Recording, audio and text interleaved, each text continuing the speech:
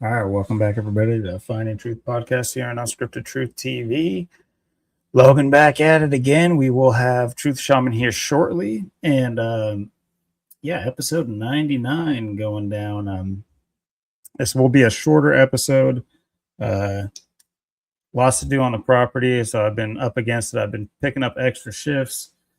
We got the little one coming soon, so I need to be more of a helper in the evening times for my lady, and just here alone with my my daughter right now, so I will need to be off earlier to put her to bed and such like.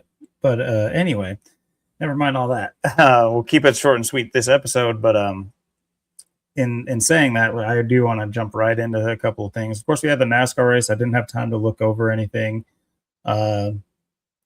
The small amount that I did look into was just kind of like, it wasn't even narrative based. It was kind of based on previous runnings at Iowa.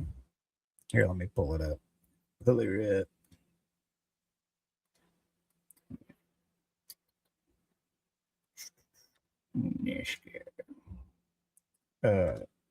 Interestingly enough, my thoughts was that Bell had a good chance to win, but either way, it goes Gibbs' way, and Blaney was on pole. Josh Berry, I think that's his best finish of the year, and so we'll quickly peek in. I'm not exactly sure when Gibbs won their last race. It was a Hamlin race, I'm pretty positive. But that's something we can look at. But so 2 Gibbs drivers in the top 5, so good day for them. Oh wait, no, even Bell. Yeah, I'm tripping. So yeah, I had a great day.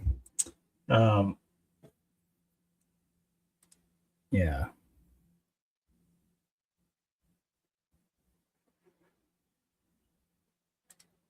What was his birthday? December 16th. Okay. But yeah, 3 in the top 5. Three Gibbs drivers in the top 5. What about top 10? Oh, there's Briscoe too. Man, they had a killer day. So Gibbs had an excellent day. We'll have to look into maybe something there. I'm not 100% certain, but as for Ty Gibbs getting a second win, just surface level. Tyler Gibbs, we've talked about him, his name equaling 119. There's a couple of drivers who equal 119. I think Joey Logano being one of them. Joey Logano is actually quite similar, I believe. Yeah, very similar. So, and I know Joey Logano was running pretty well this race as well. Let's see what happened. Where'd he fall? He fell to 14th, but he was doing very well. As you see, he got 41 points. So I think he might have even taken a stage, maybe, or at least was close at the end of one of the 2 stages or both. So yeah, he was running a good race. I don't know what happened at the end for him to fall to 14th, but I peeked in every little bit. I was mowing my upper field, and man, it's been so dry. And well, one of those things pertaining to with the weather is I do want to talk about an update on the Washington fires and things of that nature. But it has been very dry, and it was just like a dust bowl up there on my mower, and I was just caked in dust, and it was fun. But yeah, got the John Deere hat on. I was on my John Deere earlier. I get these hats ironically. I'm not like some John Deere super fan or anything like that. It's just kind of an ironic thing I do. But so yeah, the Ty Gibbs thing with his name. Oops. As that 119.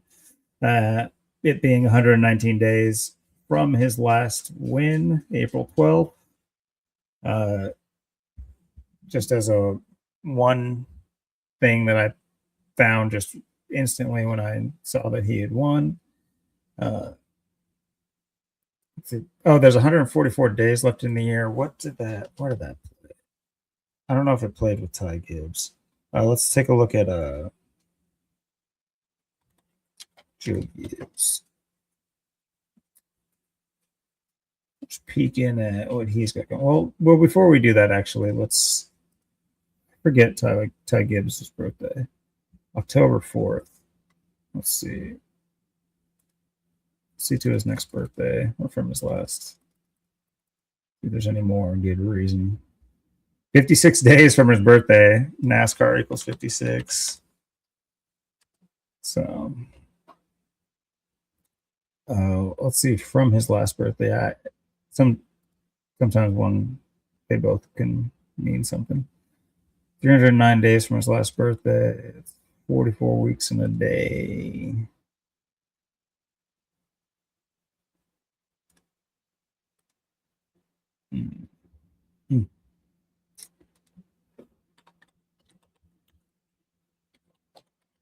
Is it just Gibbs that equals 39?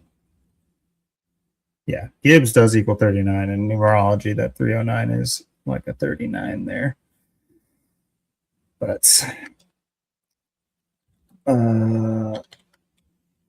take a look at old Grandpa Joe. Let's bring up Grandpa Joe here.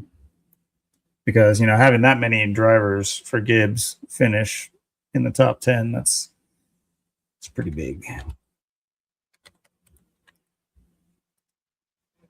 His middle name's like Jackson or something like that. Yeah, Joe Jackson Gibbs. Joe Jackson. Oops. Oh my goodness, I can't type. Either way. Forget his birthday too. November 25th. All right, so let's see from his birthday. Was this a grandpa tribute?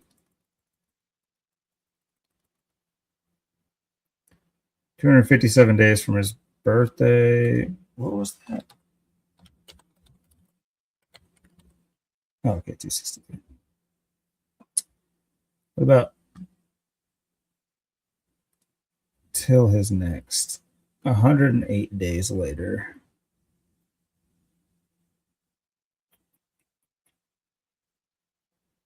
That one eludes me. But regardless, crazy day for Joe Gibbs. JGR. I guess it's Joe Gibbs Racing. We'll do the acronym. Funny that it equals 17. Because I think that was 17 weeks from his last win. Well, let's see. April 12th. 17 weeks, yep.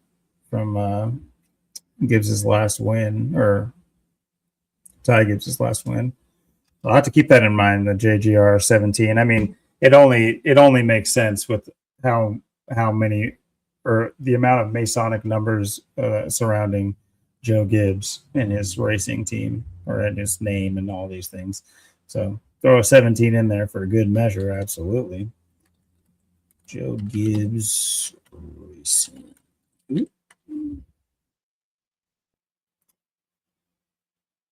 It's got the 257. Is that where that was? November. What was it? November 25th.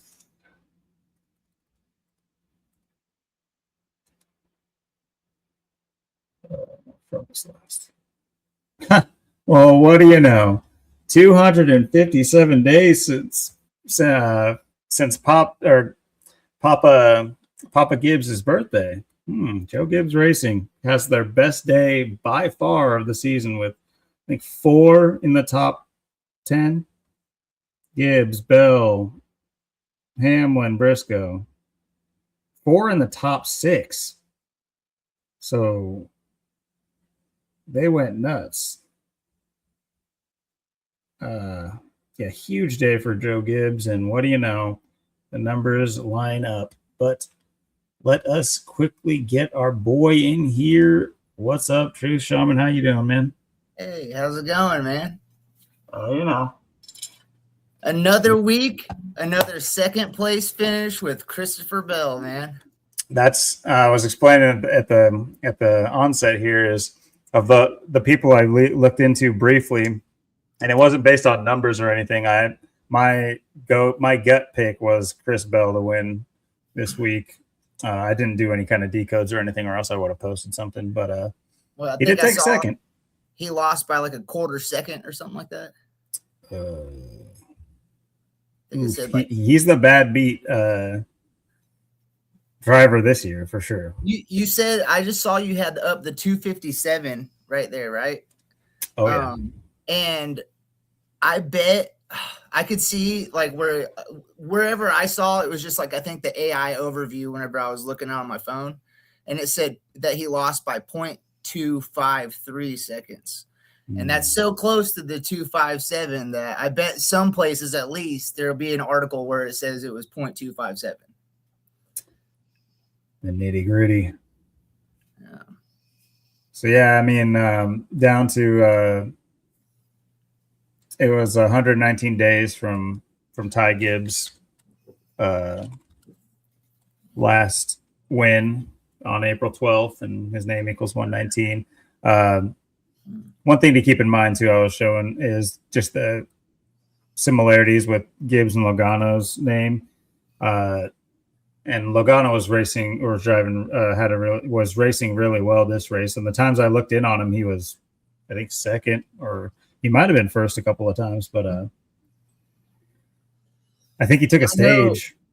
I didn't get a chance to check in with it this week, but I know last week, I'm pretty sure, or no, last week there was no race. So yeah. 2 weeks ago, he ran well in the race. He was up there, and I think he led some laps on the last race a couple weeks ago. Yeah, they're keeping hopes alive for Logano. I'll peer into the updated. Is he winless scores so far this season? No, he won a race. He won one. Okay. It was a few weeks ago. He won. He took one. I remember that. And so yeah, just right on the onset, I noticed from his April 12th win.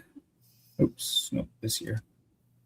119 days ago, just like his name.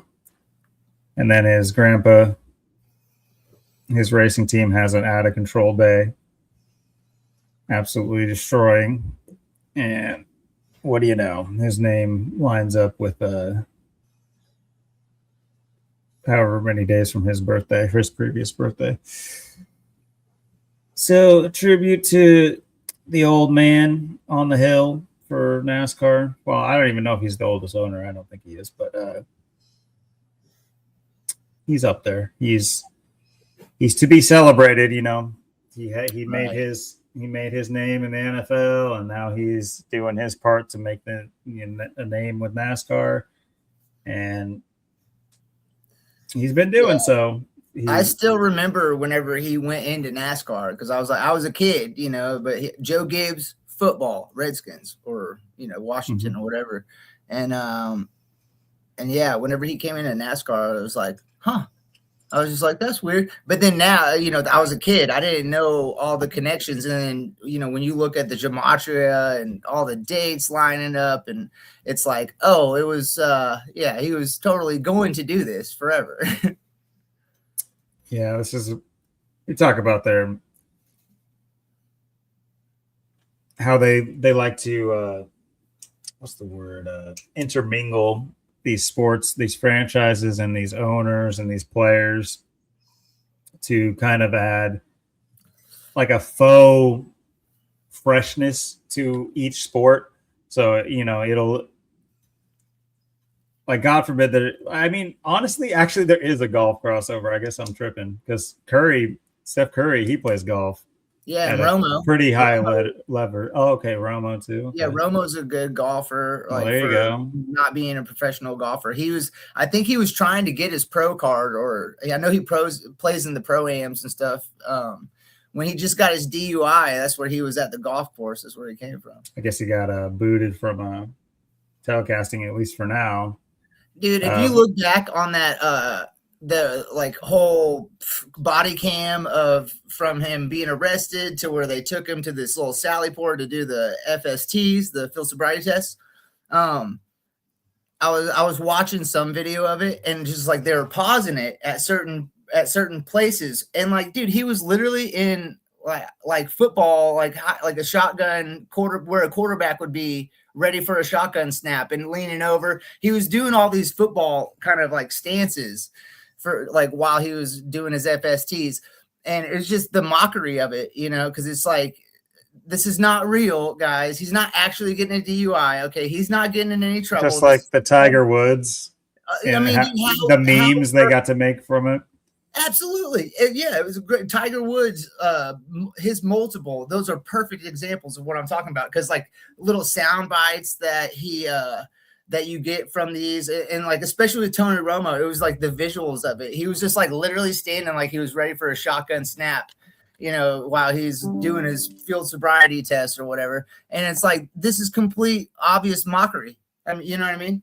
Yeah, look right there, that one to the right. You see how he's like kind of, if you're like 8 yards behind the center, ready for a shotgun snap, which he played a lot of his career, and his best snaps were shotgun. You know, dude, this is mockery. Where's he got just like a bolt, and like, where is this? Man, I've had this is like underground, fam.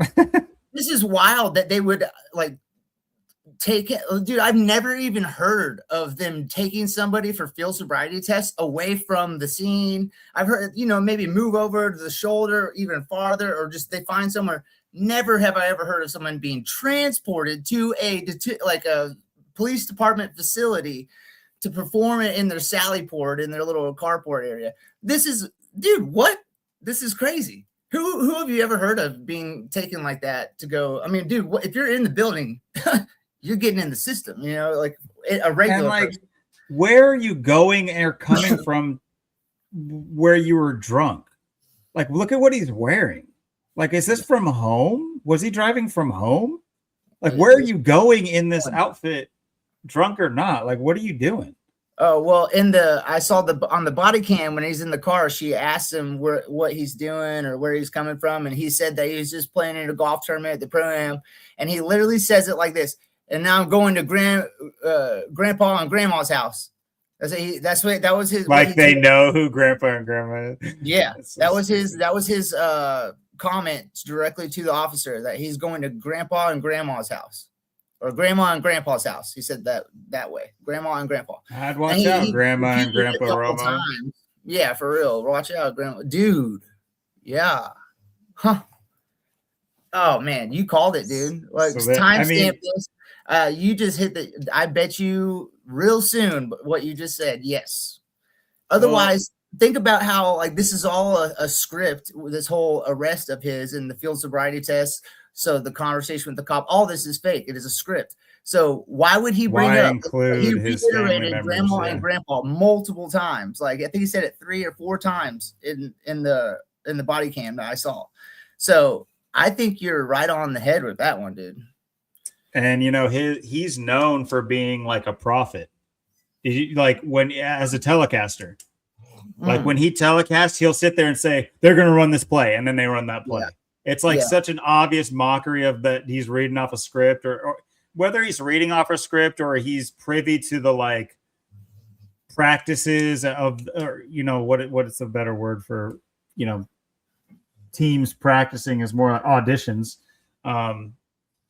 or you know whatever those auditions, whatever. He just knows the standard operating procedures. So like he, you know, even though he's not down there on the field, he knows, he did it for years. He knows exactly their routines, with how they, you know, like he's up there. A lot of it, you know, he's probably laughing at the people who are fucking it up. You know what I mean? They just misstep or here or whatever.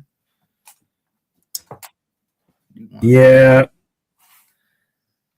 Here, sorry, my mother-in-law is calling me. I'll just be texting her in the background, but oh, you're good.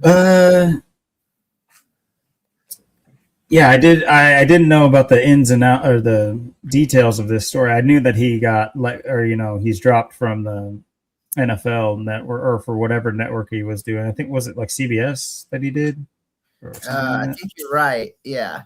And well, and what it made me think of was that has it even been a whole year since Mark Sanchez stabbed that guy and he got fired from calling games? Another ex-quarterback, quote unquote, losing their mind in a certain way. Obviously, they're different, a DUI compared to assaulting somebody. But again, this is not real. It didn't actually happen, man. You know, these are all fake. I mean, they go to bed the night before. This is how I like to say it and phrase it. Like, and I was talking about this specifically recently with the Perez Hilton thing, and people are saying it's AI or blah blah blah, whatever, or it's real. It doesn't matter. My point is with that is that I can't remember what the day was that it happened. It was like a week ago. But the night before, whenever he laid down to go to sleep, he knew what he had plans the next day, that there was going to be this TikTok mutilation thing that he was going to do. He knew before the night before as he laid to bed. This is not like something that happened in the moment, a psychotic snap, whatever. No, this was all in the plans there. And he wasn't the only one. There's multiple people that knew the night before. Everyone went to bed knowing, oh, what do you got to do tomorrow? Well, Perez has got his little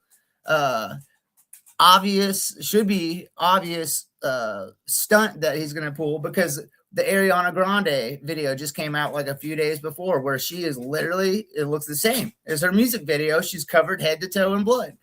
You think back to the classic 70s or whatever. Wait, what happened with Ariana Grande? She has a music video. She's had a hiatus from music for the last 5 years. So this is like her first album in 5 years. She dropped a music video called Petal, Petal. Yeah, and it's all about her. She basically takes a chainsaw and murders all the record executives because they do her wrong or whatever. But in that music video, she gets like, there's multiple images of her where she's head to toe drenched in blood, like Carrie in the movie Carrie. Yeah. And so, like, you think about the movie Carrie, then Ariana Grande, like, this was recent. She just released this album like a few days.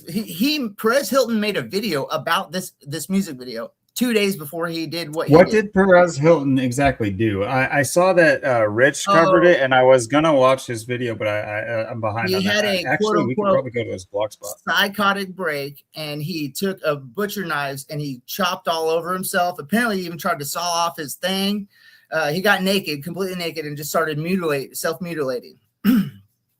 And yeah, and so he was just cutting all over himself, and people were all disturbed. Like, I didn't see the video. I've seen a couple pictures. Watches Perez Hilton, but I don't want to see the video. Pretty much immediately when I heard about it, I went ahead and I was like, let me go ahead and find the numbers. And very quickly, if you put in his name, you get 149, and it happened with the day leaving 149 days left in the year. There's all sorts of actually that I found. I was sending them to my mom and my sister and my brother-in-law in a group chat, but like it's completely linked with Ariana Grande. Ariana Grande, she has a other name too. I can't remember what she's got. An actual Ariana Grande is not her actual full name. Right. But so she's got the born in 93. She's 33 years old too, but she's got the born in 93. And one of the versions of Perez Hilton's name equals 93. One of the versions of her name equals 78. Perez Hilton was born in 78. Yeah, I see that. Yeah. And then they had I think a double match in certain ways with their names. So it was like there was kind of multiple things that lined up. Whereas, I mean, dude, if you wanted to try to think that, okay, he had a psychotic break and this just wound up being, he was influenced by covering that video that he saw of hers a couple days before, and he emulated and copycatted, if you will. No, like, dude, their names are all linked too. Like their birth, her values to his birth year, his value to her birth year, I don't even like, he was just like a tabloid guy, right? He was just like an extra Hollywood tabloid guy that like crossed over into like YouTube type space. he was like the original celebrity blogger, because like he started doing this when the internet started happening. Yeah. Basically, when people started utilizing the internet, and that's what he was, a celebrity blogger.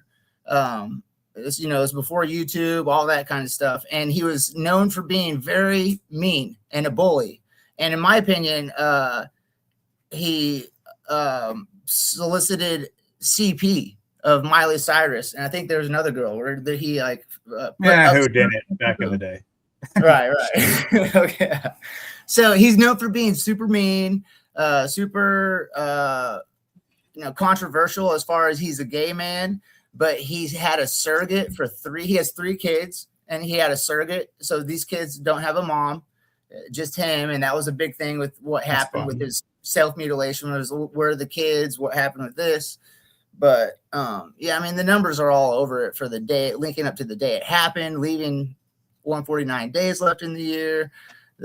He literally says in an interview how he went to a Jesuit school when he was a kid.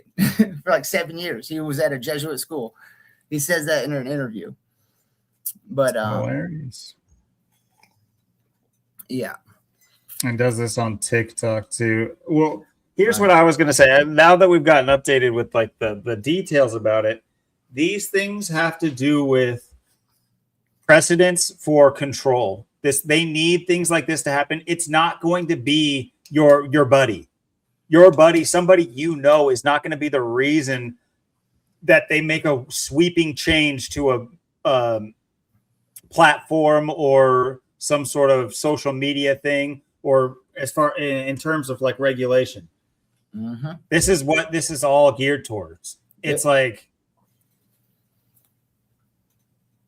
so what's a good I'm trying to think of another example. I guess like speech has been the biggest issue on social media platforms. People going off the walls and saying what's deemed as crazy and racist things, which, okay, like, so like, why can't people just expose themselves and look dumb? If it's dumb, it's dumb. If a comedian is making like quote unquote racist remarks, obviously take it with a grain of salt. It's a comedian like make a bid for a joke. It's like, and if it's coming from a place of hate, it's going to show that. And that's the only real thing is like true animosity and hate, and not there's no such thing. Racism does not matter. If you are not liked, it's for something about you or about your, it's something they hate. And if you don't hate, then you don't have animosity or care about anybody else's skin color or anything like that. All that stuff is secondary to the actual problem, and everybody allows the problem to hide behind masks. And so we never get to the root of the problem because it's racism, it's sexism, it's all these other fucking things, when in reality, it's just hate stemming from something. And I'm not big on the whole psychological thing. I shouldn't say that. I'm actually huge on the whole psychological thing. I understand of its importance, and I understand how from an early age, not just quote unquote them, not just our controllers applying their psychological torment onto us, but we do it on a micro level too, to our kids, to our friends, to our neighbors, to our siblings, to ourselves. We do it too. And even like to our coworkers, that's another big thing, to our classmates. These are psychological like battlegrounds where people are vying for things, whether it's subconscious even or not too. There's conscious and subconscious things that people do psychologically to each other.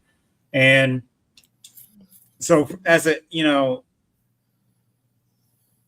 anyway, well, dude, to your point right there, you make me think real quickly.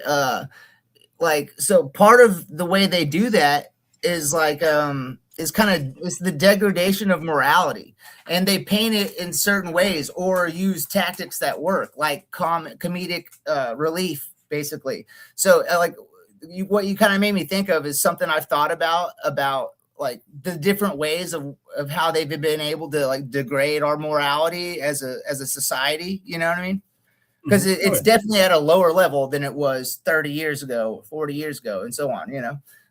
There are certain standards or morals that people just, out of just common decency, that are gone. It's unbelievable. But in the different ways that this has become, where we're at today in today's reality. And one way that I've thought about is like, that's kind of a tricky thing that I don't think a lot of people even realize, but like sitcoms, especially in the 90s, think back to like 90s sitcoms. Like, Seinfeld's a very common one. But even like King of Queens or well, it's like 2000s. Just some of these family, like where there's a husband and a wife and maybe some kids or whatever. And but Married think with about children. the content of these sitcoms. It's like and there's a laugh track behind it. But there's a laugh track behind it. It'll be whatever the scene is, and it'll be something where the person's acting essentially with no morality in this, George Costanza is a very common one, but like King of Queens, there's a lot of things that he did, Kevin James did, where it was like Married with Children is probably the best. Oh yeah, absolutely. For what you're saying, Married with Children was like what any family structure Roseanne and Married with Children are like what your family structure should not be. Yet it was like held up.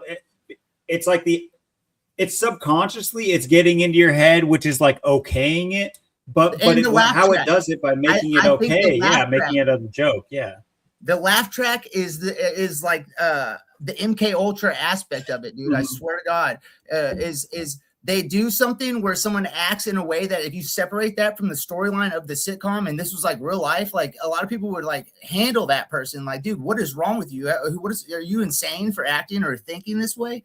But it's in the sitcom, it's in the entertainment. And then right after they do something that is just like pretty much nauseating, they have a laugh track behind it. And something about that, I think it totally just like subconsciously, whoever's in it, if you're not paying attention to it and being vigilant, it's like, oh, it's okay to, poison someone's soup or whatever the case is, or lie to try to get this job and get caught in some embarrassing way whenever Vandelay Industries calls, you know what I'm saying? But stuff like this, like he was a total fraud con job trying to get this job to where he's like, he's such a piece of shit. He's literally running out of the shitter to try to continue his fraud so he can get this job where he's not qualified and doesn't have this. Sorry for laughing.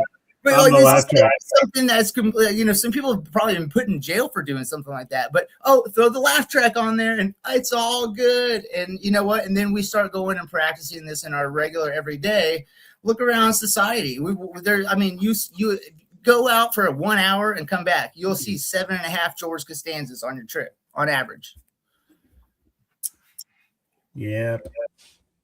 Is that me? George Costanza is hilarious whenever you're watching him on your TV. But it's not hilarious whenever you got to see him at the bank and the grocery store and he cuts you off at an intersection. Just like, this started to be a problem at that point. This is becoming in reality. Yep. And no, you make a great point with the, the psychological training of the like 90s and 2000s. And you look at where we are and you look at those people being the adults and the parents now, who were taught to have a family structure that was chaotic and shitty. So great point. And they're like, why you treat your kids like that? And they wouldn't say it like this, but really one of the most honest things is probably because Roseanne treated her kids like that. That's why you're doing it. You're just emulating what the hell your example was, your role model, and it was Roseanne. Or you pick your next family value degrade. Home Improvement. But let's just go. That's that compilation of shows. That's pretty much how it goes when there's a psychological opposite in session. They saturate everything with that operation. And any history buffs here, that's one of the fun things you can do, like looking backwards, is realize how saturated ideas become in certain lengths of time. So like what you're talking about, I mean, people will point back to like the Cold War and stuff. That's a good one too, because it was just so visually obvious. The propaganda was such an all-time high. It is still now, but now it's like hidden propaganda, which it's hidden only if you're blind, but still it's hidden. It's not like told to you that it is a propaganda source. Whereas in like Cold War era, it was kind of common knowledge that like just about everything was propaganda based. It doesn't mean it didn't work. It doesn't mean everybody didn't think cigarettes made you slim and it was like, pair it with your workout routine and your diet. So certain things still definitely got through, and it's because they become a social norm. They could become socially acceptable. And nowadays, how you get something to be socially acceptable is a lot through meme culture. Things have to be identified at a, what's the word? It's like not serious. Like things that are certain, like look at the political climate. Like nobody cares about like the wars. Nobody cares. No, I'm saying like this generation. This generation doesn't care about the wars. They probably en masse don't want war. That's probably true. But like they wouldn't, from their perspective, it has to do with like a cringe aspect to something. It's because Elon Musk is cringe. It's because like Zelensky and Trump are cringe. It's about like something. It has to be ironic. That's the word. It's like it functions on a level of irony. Now look at everything around you. Everything functions on irony.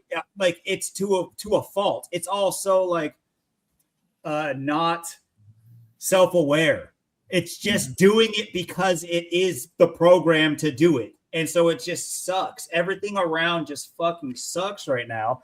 And in like you're talking about right now, absolutely. In the 90s to the 2000s was these family like comedy and drama shows that completely saturated the home, which by the way, all these things change with technology. So with technology, by the 90s and the early 2000s, every family has a TV at home. Every family has a TV and bunny ears. And that's where these shows were being played. They weren't on cable. They were on normal. Now you try to tell people, bunny ears, what the fuck is this guy talking about? Yeah, you would randomly plug into this like port in the back of your TV and it would just pick up a signal. You didn't even always even need a little bunny ear little thing. You just plug it into the back like any connector and it would just start playing shows. But yeah, you had your basic programming and Malcolm in the Middle. Dude, Malcolm in the Middle. That's a dirty one. Especially when they take the dad and turn him into a drug kingpin. And now you look at Frankie Muniz. I gotta always check on my boy. I forget. He races trucks. So Malcolm races trucks. He did do the racing. Dude, while we're on the subject, how crazy would it be if he wound up making it to the NASCAR There's no way. He's been racing for a good little bit here. Yeah, he's bottom feeding. But he does drive the 33, which I thought was pretty funny. Yeah, of course, dude. Perfect. Huh. Yeah, I've checked on him many times. So he races NASCAR truck, Craftsman Truck Series? Yeah, he's in the Craftsman Series. No shit. I didn't know. Oh, he has been. I knew he was like, I remember seeing that he did like some racing stuff or whatever. It's his own team. He just took his money. That's crazy, man. Supposedly he took his money. Blowing my mind right now, big time. Yeah. So yeah, I'm sure. Yeah, I'm sure there's a lot to this whole Ariana Grande thing as well. So you're talking about were you talking about the younger generation as far as them not caring about the war? No, like war as in one topic. Like they don't care about things the way that. Well, there's nothing appealing. There's nothing appealing to a kid's exploration and looking into anything in school either. My son's going to school in high school right now. That shit sucks. It is so formulaic. Like, I'm not saying my era wasn't formulaic in some ways. And this is always, it's so funny when you catch yourself in the loop. We're all in a loop. And so I'm at a certain point in the loop. I shouldn't say the tail end. At least I hope I'm not at the tail end of my loop. But I'm at a point in my loop where I'm starting to look back. Once you can look back 20 years, I think that's kind of where it starts, where you bring sentiment into the present. And I don't mean to apply sentiment to what I'm saying. It's just, it comes across that way, the back in my day thing. So it's like when I say things, I hear the back in my day. It's kind of thing. So I was just catching it there. But anyway. I'm all about it, by the way. You already know that. Oh, yeah. I'm back in my day all day, buddy. And I think that's just how it works. It's not like the kids that don't, like, we all thought that when the era we were experiencing our prime in, so like from 14 to like 20, 21, maybe even like 14 to 23, we're experiencing our like prime. We're not slow. We're not out of breath. We're not a bruise. It heals in 30 minutes. Maybe not super healing, but you get what I'm saying. These things, not the outside things that the modern worries don't apply to you is what I'm trying to say. For the most part, for the vast majority, modern worries don't really apply to you. So you don't apply them to you. So you don't take them on. You don't get why your parents stressed out about cringy taxes or cringy job or cringy work relationships or anything like that. It's just cringe because I'm saying, like, this generation, these things are just, it's just ironic. It's just, there's nothing like actually, I would say today's kids are actually, they have a weird modicum of wisdom through irony and through like meme culture, because meme culture, it takes that's why it's like, good luck interpreting our culture, old man. Like, you're not going to get it. It's like, this irony is behind you. That's why, like, the funniest joke right now could just be like a picture that you don't get. It's almost like art. It's like, what the fuck is so funny about this? You show it like 6'7". Like, why is 6'7"? We know why it's being put out there, but why is it being accepted so much? It's because it's an irony. It's ironic. Ironic is the right word, but using it too much people might just apply like the definition, the actual definition of irony, which these things aren't actually ironic. Like, why it's funny is ironic, but the thing itself isn't generally ironic. But anyway, so yeah, the kids nowadays, or people coming up nowadays, they don't have the vested interest. For most of them too, they already feel like they're going to be almost like Mad Max. Like, their world ahead of them is going to be everyone for themselves. And so that's why they're so fucking selfish. That's why they all think they're going to be a top 1 streamer or a top 1 this, a top 5 this. They all think they are. They all think that's why the dating market sucks. All these things coincide. They all think that they can, that they got it. And so there's no sense of community, because if everyone's vying to be the leader in a community, you're doomed to fail. There's roles. No one's willing to accept a role. And it's this whole meme culture and irony. It's crazy too, because you start to, like, you hear about the dictators and like the monitoring speech and like down to like how people talk as well. And it's like, man, become a parent and just wait till your kid starts, especially being a parent who's awake to all these psychological operations that take place. Yeah, they got to my kid pretty good. Like, he talks in memes a lot of the times, and he's not, I talk to him about it. He's like, dude, I am not trying to. It's just, and it's not like he learned to talk. It's not like he's wanting to sound, there's no point in him talking like memey to me. It's not like I don't get it. I do get it. I'm just like you kids. But anyway, it ingrains itself. And I think because it's split time with my son, and So he goes to his mom's house and he's allowed a lot of the things he's not allowed here. And so he takes in a lot more media over there, unfiltered, unfortunately.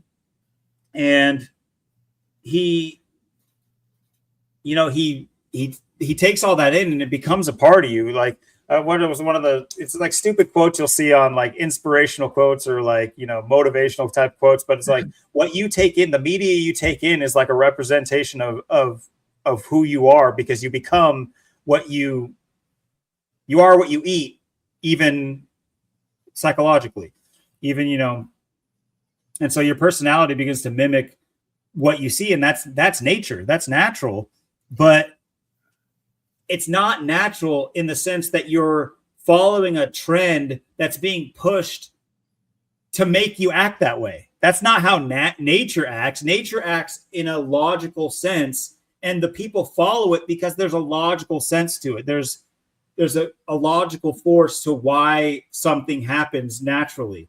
But unnaturally, when you get a trending thing going on the internet, or the most famous basketball player or the most famous athlete or celebrity pushes something forward, and you start to get you find yourself in the like the royalty mindset where everyone wants to copy royalty. And that is what this is. That's where this all comes from, is why we look to copy it's why they use celebrities to push their products and all that stuff. Anyway,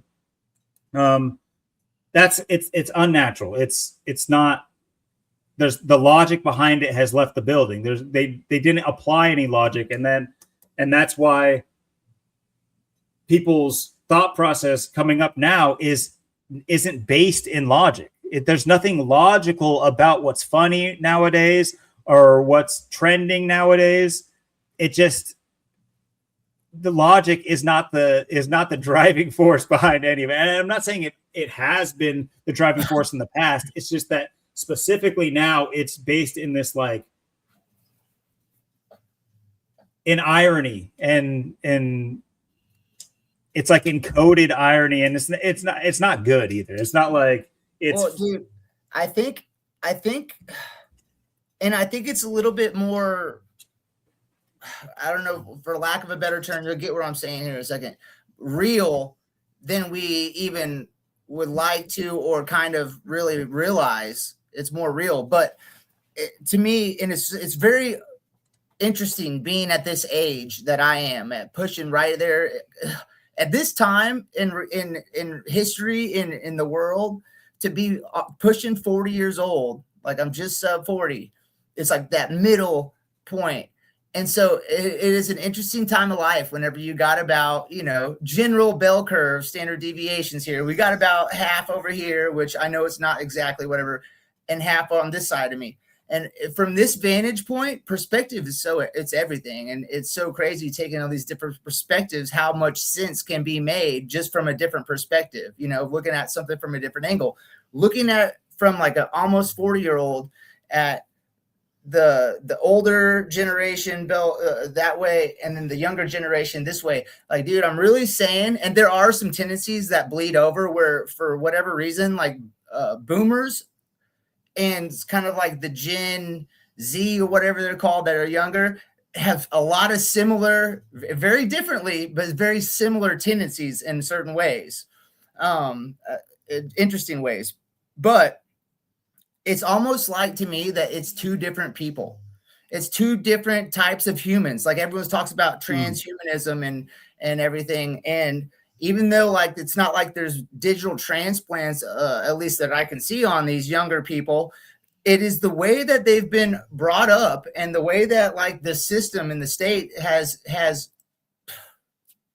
programmed them, conditioned them, that it is literally a different person than how I kind of see of myself coming out a little bit before that. To me, I feel like there was a stark something, like almost just flipping on a light switch. I don't know what year it happened, but this younger generation, it is almost like that they are a different type of human being. And I think a lot of it has the tech exposure and maybe being able to navigate. Like, I remember when my middle niece was like 2 years old, and dude, she's doing all this stuff on a screen, and I'm like, it's blowing my mind, because took me years to figure out, because we had phones that didn't have screens that you could touch for years first, all that stuff. But I remember bringing that up, and I saw her just going crazy, and it was like before she could even really be that conscious, this like little toddler 2-year-old, maybe not even 2, and she's able to navigate this screen.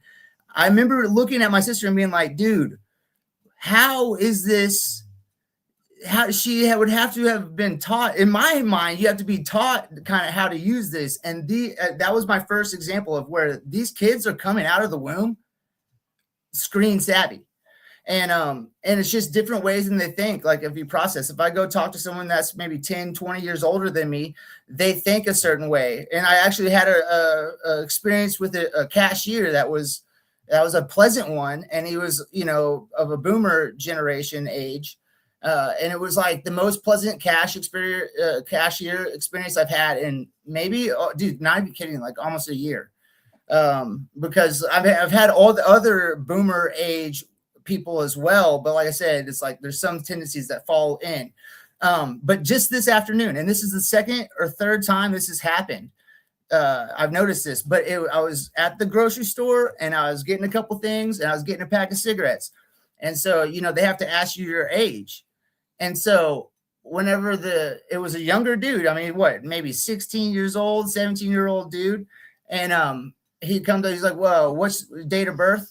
And whenever I rattled it off to him, and this is not the first time this has happened, a younger person, because the way I say month, like the actual word, and then the day. Oh no, they're like, what number is the month? Instead of saying the number, and the number, I say the month, the day number. And so I've just noticed the younger, like if they're in their teens or something like that, and it's a cashier person that has to plug it in that's in their teens, that was recently in school, whenever I say the month instead of the number, they don't, it scrambles. What number month is that? And one of the people, I remember, it was a girl, and I was watching her face and with her eyes and stuff, and she was looking up in her head, and she was having to count which month that was in number wise, because she has to type in the number. She can't just put in these kids don't know the month, what number the months are. And then so today there was this kid, it was a boy, like literally a boy, like 17 years old. And whenever I said it to him, he literally, I thought I knew what he was doing. I knew he was having to count it because he was trying to just count it at first to see what month at what number he had to do. But then he even whipped out the hand, and he started counting on his fingers to try to figure out which number the month of May was. Yikes. Damn. Dude, blew my mind. And what it really kind of, I'm like, dude, this is a different human being. This is a different type of human being than if I even talk to someone that's maybe 65 that's at a cashier, and they're being slow maybe for a different reason, like maybe cognitive decline or something. They might have onset of dementia stages going on here. So that reason. But again, I've made this point many times. A cashier from 1982 knew how to add on the top of their head, addition, subtraction, easy kind of multiplications here and there. Sometimes I would have to calculate tax. Like, dude, these people could do that. They did it all day, counting back change, boom, boom, boom. Try to get 1756 is your total. Give a $20 bill. See how long it takes you to get your change.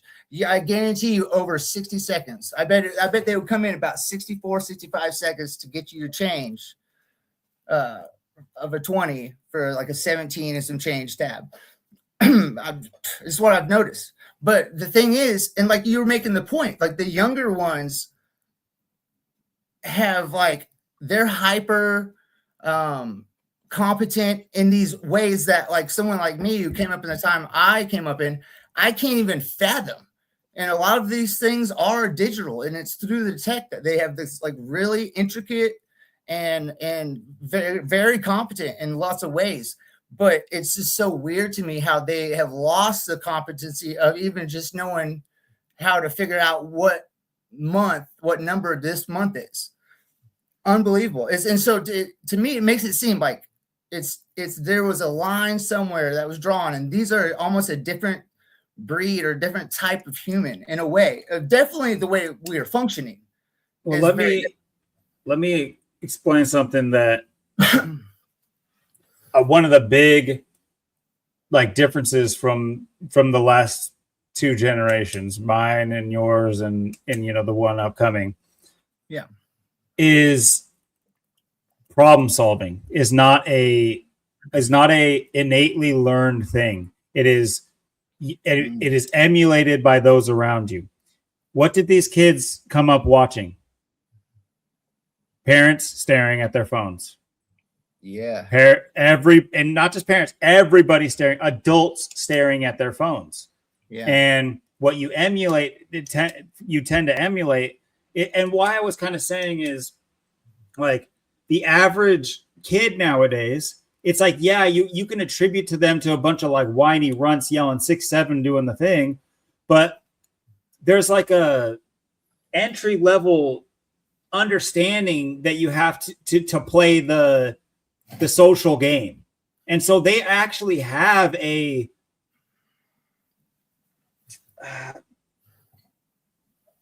system to where you kind of like got to earn your way in. You got to know what the game is that they're playing, this like ironic kind of game thing. But anyway, before I get to that, the problem solving aspect, our video games were problem solving video games. Even if you want to include like Mario to an extent, that was not our generations, but some of our generations Mario games, but like Zelda and things of those nature. These games had problem. Yeah, Final Fantasy. Yes, these are strategy. They're called strategy games.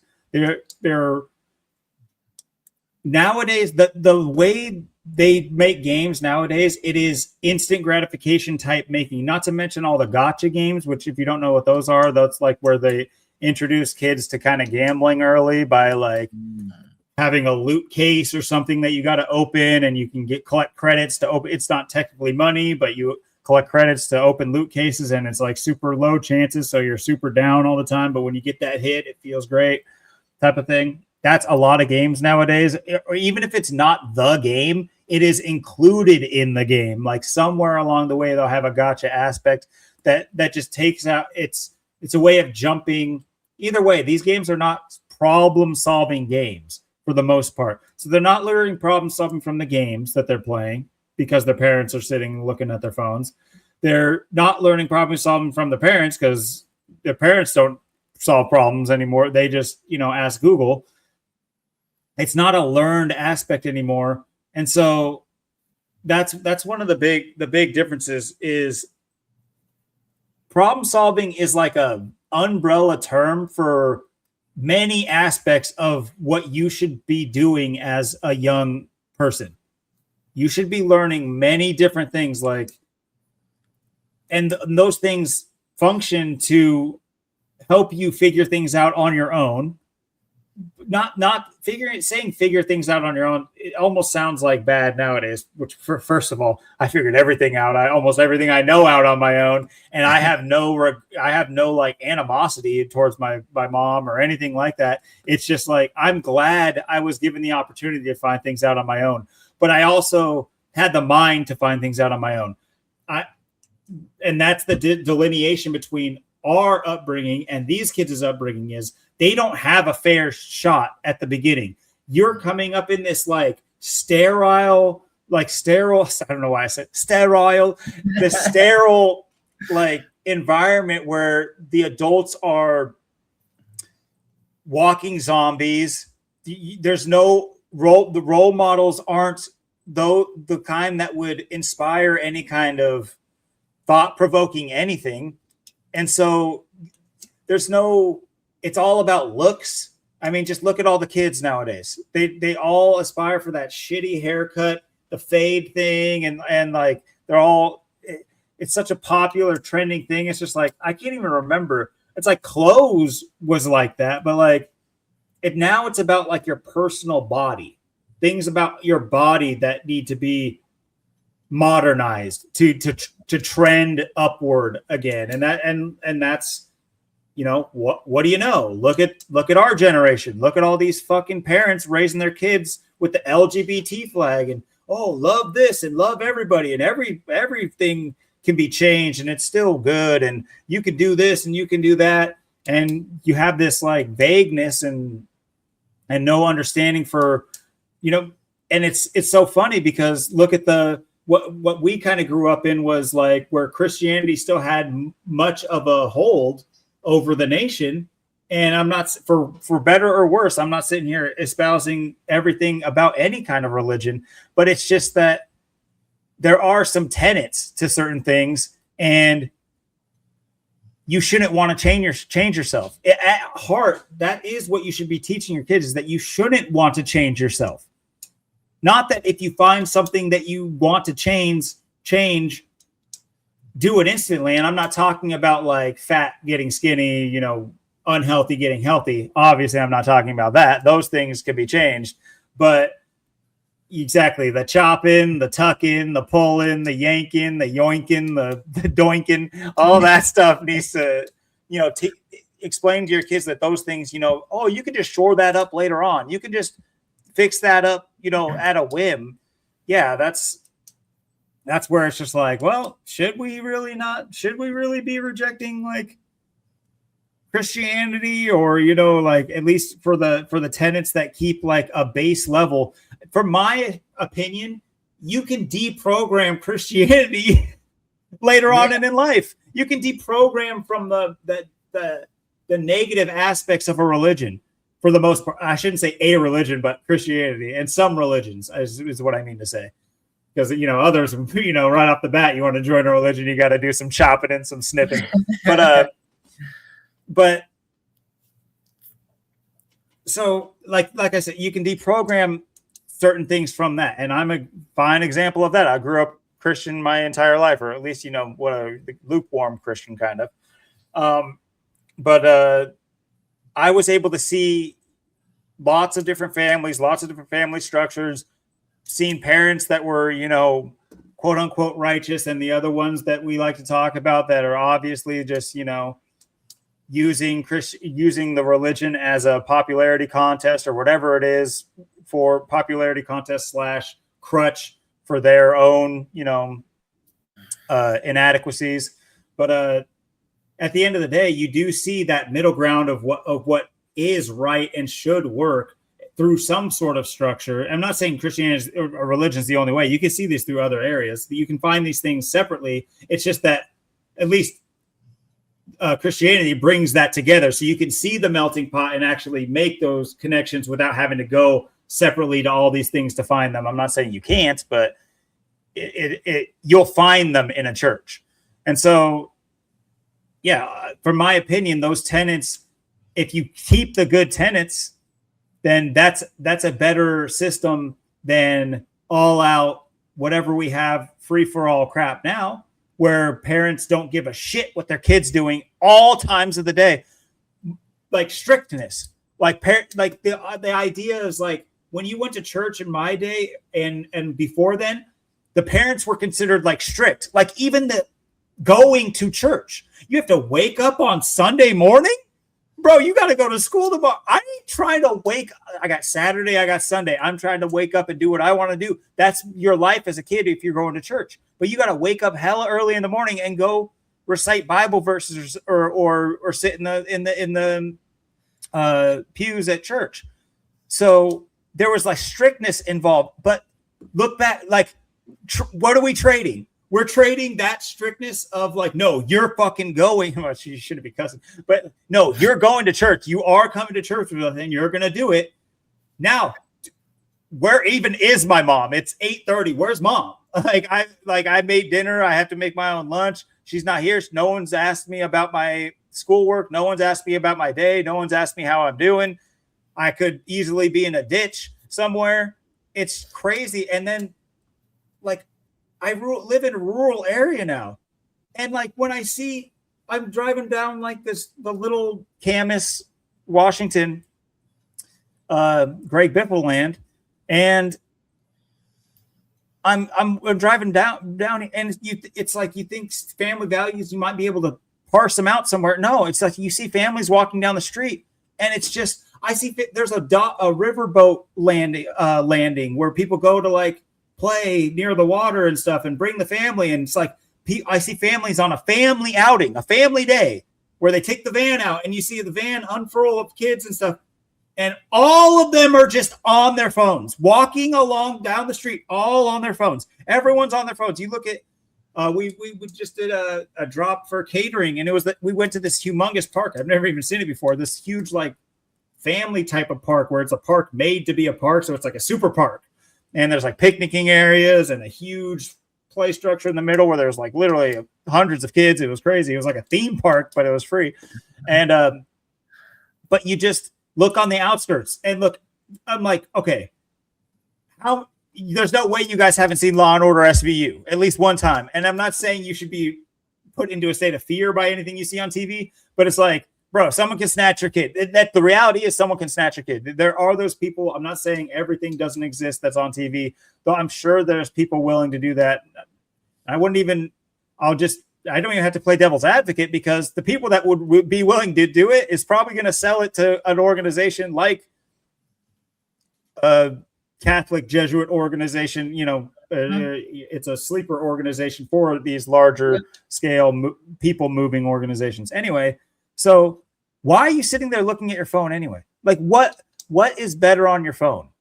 Like, what is the sports update is better? Like, why aren't you even like playing with your, like, it's rough, dude. It is an absolute fuck show, clusterfuck. And it's unfortunate when you get to this point in life, because you want a cocoon. You want to shell up. You don't want to interact with these people. You don't want your kids to interact with these people. Like, that's a hard thing.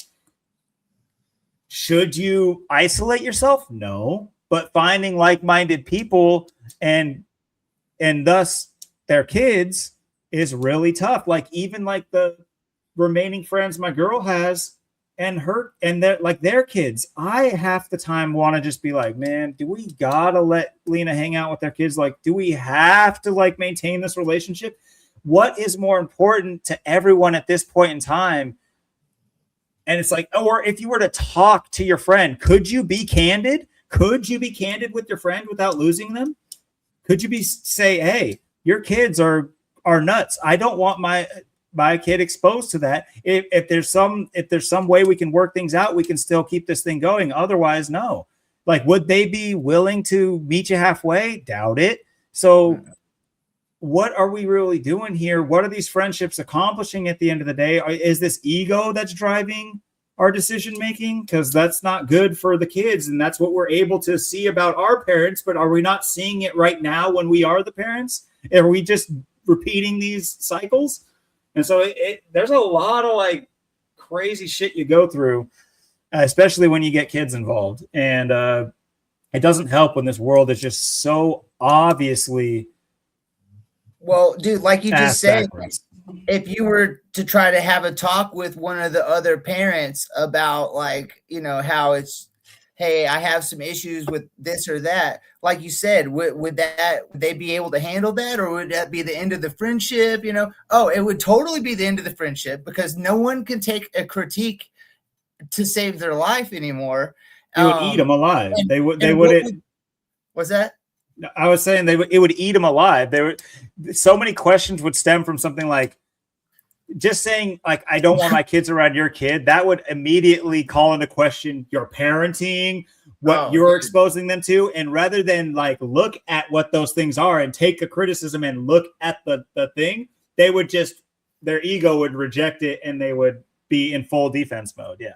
And what they would do is they would go get on some sort of social media platform, probably TikTok, and make a video about the situation. Instead of addressing it face to face with the person, they would instead probably just make a TikTok video and put that out to the people, for a bunch of people to check it out and watch it. And it goes back to what's on the screen right here. Perez Hilton is one of the pioneers of that tactic, is to go on the internet and just unload bullshit instead of, and now with how much face to screen time everyone has these days, people have just lost the ability. And that's not a demographic specific. It is like pretty much everyone has a phone. We are all slave to the tech in a way to where it takes pretty high awareness and to even realize about how to like engage with someone face to face. If it's not face to screen, a lot of people don't even have that skill anymore. You know what I mean? Well, yeah, absolutely. And it takes individual effort. Like, yeah, I'm here for a reason. Like that's why there is a creative force beyond humanity. That's in my belief, if you want to call it a belief, in my opinion, even because I can see my placement here. I can see that and unfortunately, that I say, me and Austin would say this all the time. This is not to drive up our stock. This isn't to drive up who we are. I want everybody to be more in tune with what's going on and more self-reflective and more awake, if you want to call it that way. There's, awake is a blanket term as well. But what we would always say is too, is like, we don't want to be at the front lines pushing, with our what do they call it? Our partner in the war, or what are they? Not partners, or like Ally? sidekick. Yeah, our allies in the war. Like the front line is us all going to be pushing wheelchairs, because it's like, it seems like the older generation has a tendency to start getting these things once they're, almost out the door. And so they're all gung-ho about it. But meanwhile, it's just like, there's only so many fighting age kind of people that would be any use in an actual type of conflict, an uprising, so to speak. So it's like, thank you. But at the end of the day, it's like, I think we all get cooked if we all have to be pushing your wheelchairs around, even if you got an AK. And this is obviously just, it's for picturing purposes, so you can get a funny picture of what I'm talking about. But anyway, well, that's what you're talking about, like the older generations, like going to these motorized like wheelchairs or whatever. But think about how crazy it is going to be, the fact that the younger generation, they will also be in the wheelchairs just because they can, and they're awesome. And look at the gadgets; they don't even have to use a joystick; they can it's with their eyes or whatever. People I'll have the Professor X chair. Muscular and neurological function are going to be getting in these wheelchairs and steering themselves around with their senses, like their eyeball direction. Tron, dude, with like some sort of like AG screen or something like, you know what I mean? It's going to be way cooler. Just like the people are doing like the meetups and driving the cars around all crazy at intersections and going to malls and stuff. They'll be doing it in their wheelchairs, dude. They'll have like rims on it and neon lights, just like they trick out the cars. We're going to be doing this with our wheelchairs now. You're not even going to have to walk around, dude. It's going to be crazy. Yeah, and I think a small, lesser form of that is all the motorized bikes and scooters for rent in a lot of cities. I used to live in Portland, but either way, Oregon as a general whole, the urban areas are Nike sponsors and funds the parks and all that kind of stuff. And Hail Saturn. Yeah, absolutely. Shout out to Saturn. I wonder how he's doing. How's the Kaba Cube? If only I could give it a big kiss right now, I would. Yeah, so you they call it Nike Town, or Bike Town, but like Nike Town, because it's called Nike Town as a nickname, but then all their bikes and scooters have like Bike Town on it, and then there's a million ride share scooters as well. But like even that, like that's like trying to describe a cell phone back in the dial-up days. Or a smartphone, I should say, back in the dial-up days. It's crazy you have to make that delineation. To me, a cell phone was a cell phone, but no, they're smartphones. I don't think that they're smart, or blah blah blah, more like a dumb phone. But my point is like they're not phones. People do not use those things for phones. Rarely is they even. You look at track the time spent on certain apps.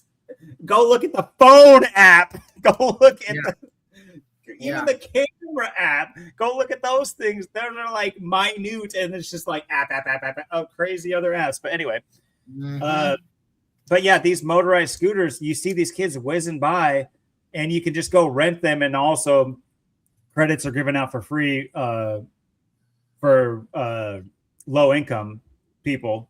And so a lot of these low income housing structures and apartment structures that go up will allot their tenants, and that's why you see them parked in front of them all the time, in front of these low income housing all the time. It's just kind of like for them. And so that, even then, explain that to a kid who the latest technology was a Razor scooter. You know, good luck saying, "Oh yeah, I'll meet you downtown with your Razor scooter." Well, nowadays you can. I'll meet you downtown. Hop on one of those motor scooters. You're flying, and it's just like unabridged access to a scooter. Like I need to see the numbers on how many kids are dying in traffic, because like those things are crazy. People, well, you make that point crazy, but no one's paying attention to these people using. It's kind of interesting you make this point, because I haven't really been paying too much attention to baseball, but one of the top paid players for, I think, the Giants, San Francisco Giants, his name's Harrison Bader, and he might miss out on like millions of dollars on the rest of his contract, because I think he injured himself riding one of those motorized scooters around, because he was injured, so he was on the DL, so he was already missing games, but for something else. But he apparently has a problem with this, because he did this somewhere else too. It's not his first rodeo, getting drunk and wrecking a scooter. And so he just did it again and hurt himself. And so now the Giants, the team he plays for, is investigating him, because I think they can opt out of like millions of dollars on his contract. If it's in his contract that he's, don't get not drunk supposed and to be active around the streets of San Francisco. It seems like a legit fair thing, in my opinion, to ask. San Francisco's nuts too with those streets. You got like literally 45-degree inclines and declines and stuff in San Francisco. Yeah, that's a good point. But yeah. Hey, you were talking about the Razor scooter, and I have to make the point of like one of the coolest inventions of all time. That was whenever I was a kid. I was a metal pusher. Oh man, that was one of. Before that, we had bikes, dude. We had bikes, which are cool. Bikes are awesome. But when the Razor scooter came out, that was game changer, dude. That was seriously game changer. I mean, that was awesome. Yeah, absolutely. Shout out to King Richard too. I this whole time it's been paused on his blog spot to obviously check it out. Especially if you can't catch a Zach live or a Zach, time to, which I don't know why you don't have time to at least throw him on in the background. But yeah, I saw Austin was on. Austin called in. I saw him on. Yeah, I was actually. Oh yeah. We kind of said hi to each other in the chat. That was legit. So speaking of, I was shouting out my boy King Richard. He should be on next episode for the big 100, and I threw the line out to Austin as well. So we'll see if Austin can make it as well. It would definitely be sick. But at the very least, I believe we should have King Richard on next episode. So that'll make it a banger, as it always does. And shout out to him with his website here, and does great work on here. Very up to date on most major stories and even some less major stories. But you saw the kind of how to navigate it. If you have something specific, you just come up here and type it in. Like I typed in Perez, it took me right to it. So a lot of great work on there. And then I also want to continue to throw in the shout out too, because Zach has been going absolutely bonkers on the wildfires things, as he always does every year. And it's just like, what do you mean he always does every year? Oh, it's like, oh yeah, you don't know? They're setting fires every single year. They do this like cyclical wildfire dance. It's been California. It's been actually heavily the Pacific Northwest the last few years. Quite a few years, in fact, like many years now. I mean, we had our worst. Well, I think we're included in these fires right now because Northern Oregon has also been burning, as well as Eastern Northern Oregon, Northeastern Oregon. That's how you say that's how you say directions.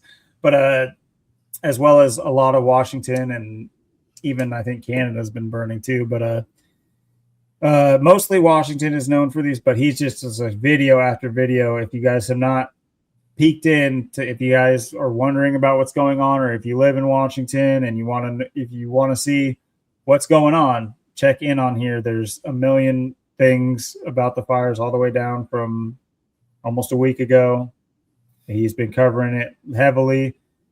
Check him out. He doesn't get nearly the views he should get for the work he puts out. It's life-changing, really, but at the very, I won't advertise it as life-changing because that's just anecdotally, but it should at least open your eyes to one or two or many things peering into one of his videos. So give it a peek if you haven't already, and guarantee you he's covered a topic that you'd want to hear about, even if it's not the wildfires. It's just shout out to him for going as hard. He also lives in Washington, so I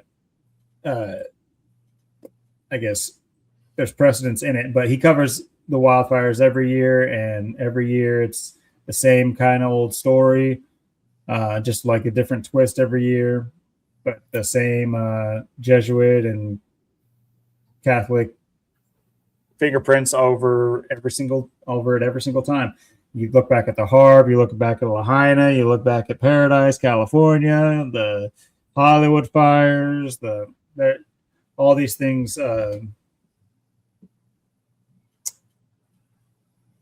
They paint a larger picture of what they're trying to do with the recapitalization of, or reacquiring land acquisition as well. I'll just say it's an easier way. Well, you're making the point about Zach going hard. I mean, take a look at that right there. 3.5K videos, and that's nothing compared to all the versions, up to 25 versions of Gematria Effect, different channels.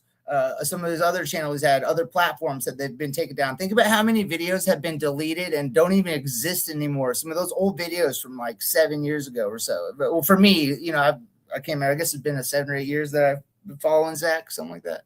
So, I mean, a lot of those videos, some of those, I mean, amazing, like you said, change your life. Some of those videos and decodes absolutely changed my life. Just jaw drop, jaw on the floor, blowing my mind, exposing the world that we live in, and just all the deception and the lies, and who's responsible. Most importantly, who's responsible?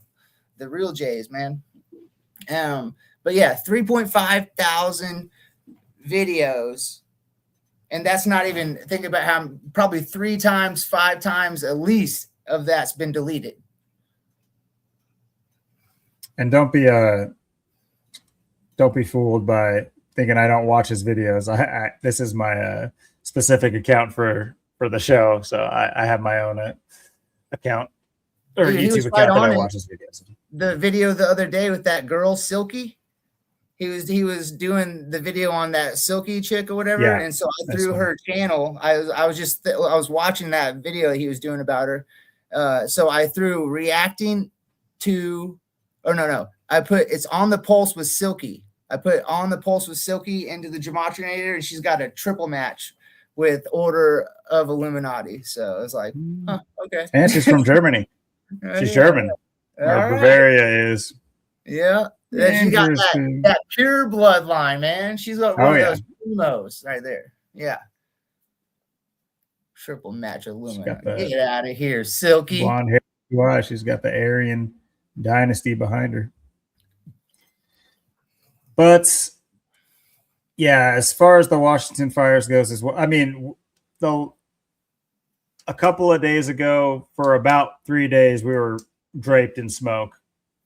Well, Portland as well, because I work in Portland, and but that has since gone away, or the wind shifted or whatever. And I know most of the fires are considered at a better maintenance level and or what have you, but record-breaking amount of acres burned through this year. So tons of a fire.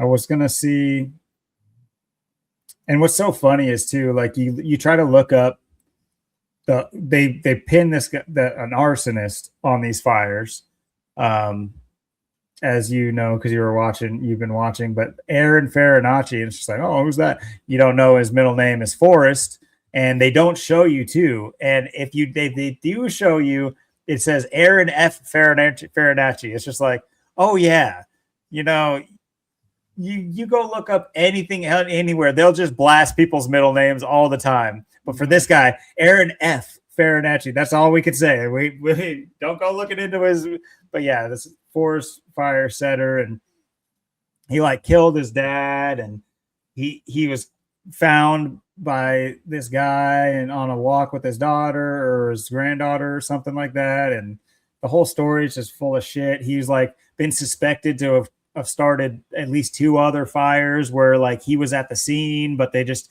couldn't do anything because they didn't have probable cause. It's just like this bullshit thing where if once you know their MO, it's just like, whatever, fuck you, whatever, dude. I've heard it a million times where a lot of the times what gematria can do is you can spot them creating the past for somebody. Like they're in the right now, they'll create the past for them. So because they're going to be used in a story where, like this character, they'll, if you were in the area, potentially you knew about these like smaller scale stories, like, oh, it wasn't a national story that he killed his dad. You know what I mean? But they created that, but they put that out there back in the day so that they can harken back to it and say, oh yeah, this guy's got problems. Look at this past. Oh, look, the fire department, said he looked suspicious on this day too. So this is like, wow, we have a lot of red threads lead into this guy. And so it's just this whole back story and crap with this guy is just so retarded. And you should know by now that, and I'm not saying he didn't, for all I know, he did do it, but he's an agent. He's not just out there, oh, I'm going to set a fire. Oh, run. Oh, I'm so sick. Oh, fuck. It's just like, that's like, I can assume that is like a minor percentage point of anybody who starts like major arson or like a fireworks factory on fire. Not to say accidents can happen. I'm not out here saying accidents have never happened ever. Major accidents have never happened. Yeah, I'm sure there's some accidents that have happened. We are quite flawed. But when it comes to how they push the stories and what these stories pertain, this has to do with the loss of agricultural land, especially Eastern Washington. Like Washington as a whole Washington and Oregon have already had like extreme issues. Like you look back to even just not that long ago, it was a water issue before. There was drought in Washington, and on top of the drought, there was toxic red algae. At the same time as there's drought, there's like the only water available is toxic. So the agriculture industry, not to mention, and I'm not sitting here sticking up for agriculture industry either. It's fucking cooked. All that shit is cooked. I've known it's cooked for a long time, but even if you want to just look at a domino falling from COVID, a lot of people don't realize how much COVID affected the agriculture industry, especially like meat. You know how many cows they like burned and killed because of COVID and stuff like that? It's crazy. Look that shit up. A lot of that shit got swept under the rug. But I remember that. Yeah, now I forgot about that until you just brought that up. But there was a big culling or whatever the word. Huge culling. No, culling's the right word. Yeah, absolutely. But also just industrial restraints on like the agricultural industry. And then we have crazy weather. So where like cherry harvests and cherry specifically, but like a lot of fruit bearing trees had crazy bad harvests or like didn't bloom because there was like a frost on top of, like in the spring, there was a frost that just like cut out their blooming, their like they're maturing as a tree in spring, it stunted it, and so they never got to the fruiting stage. That has to happen at such a specific time for it to not be able to recover, for it to be, it has to be, it's a kind of a window to hit there a little bit directly. Because I have 2 cherry trees and neither one of them bloomed. We had tens of pounds of cherries last year. I was eating cherries. I was a pit spitter all summer. To make sure that they don't fruit, like that has to be an intentional thing. It's said, boom, you know what I mean? I even remember the snow that we got during like late in the winter months. It was the craziest. It was like icy consistency, like the shitty slushies. Frozen drinks. Yeah, slushies. It was nasty. You couldn't play with it. As soon as we went out to play with it, and it was just like throwing ice balls, basically, so we couldn't really play with it. We played in it or around it a little bit, but even I was like leery of it. I was like, I don't think this is good to be playing in. But the fun has been sucked. Like, dude, I've told you I live on the lake, and it was about a year ago, a little bit above a year ago. They blamed it on some sort of invasive algae species that was in our lake. And dude, I remember they did it. It would piss me off because it would really scare and freak out my dogs. And but they would come by on like one of those airboats with the fan, like they have back like down in the Everglades, in the swamps. And so it would be on one of those airboats. And dude, I have not gotten in the lake since. It's been a year and a half at least. Probably pushing up on 2 years now ago that they did it. But I saw the boat come by, I think a total of like 4 times in a matter of however many months. But literally they were pouring, it was like this pink, he had these jugs on the back of it, and it was just pouring this pink chemical all in the water. And he would come right up to the shoreline, edging all as close as he can get between the docks, just dumping this pink shit out of the chemicals right into the lake. And it's like, man, like I haven't gotten in the lake since. It's been a couple of years, man. I don't get in the water because, and they had made a post about it to the public, and like there was lots of people that were pissed off because people, when they announced to the public that they were going to be dumping that chemical in there to kill off that algae, a bunch of people raised concern and had, didn't want that to go down. And so so the public officials basically lied. They told the community, okay, we're not going to do it anymore. And they waited, and then they just went and did it, and then told the public that they did it after the fact, after they had already done like a round or two, and there was so they just like kind of did a sneak job because so many people were pissed off. And they did that also with they announced it to the public. This is like the second time since I've been up in these mountains that they've done it, but they'll do airdrop of rabies medications. And so they warn you about, be careful, make sure your dogs, if you see something weird, your dogs aren't eating anything random. They just drop them from the helicopters out around here. I mean, this is just so reckless and just seems like ridiculous, dude. You know what I mean? It's never been about consent, though. The thing is, consent that's why it's like these public forums and everything like that. It's really, it's faux participation. It is to give you the sense that you are in a place of participation. You have a seat at the table, when in reality you've already sold away your chance to participate. And it's in the fine print. We don't all know that we did it, but we basically have. We've consented to just about everything that's happened. And so at the end of the day, they bite their tongue and they don't tell you straight out, no, F you. You said we can, so we're going to. You've let us do everything, so we're just going to do it. They don't tell you that. They'll act like they're going to work with you, but they know at the end of the day they don't have to, so they're not going to. But it's just like, how many towns and cities don't even raise a fuss about anything ever? So it's like they rarely even have to like worry about it. So like when they do worry about it, they just give you some bullshit, do it anyway. Worry about the flack. It's never going to come down to like them. No one's ever going to get prosecuted. No one's ever going to do jail time. No one's ever going to have any like punishment happen. In fact, they probably only stand to make more money if there's a stink about it.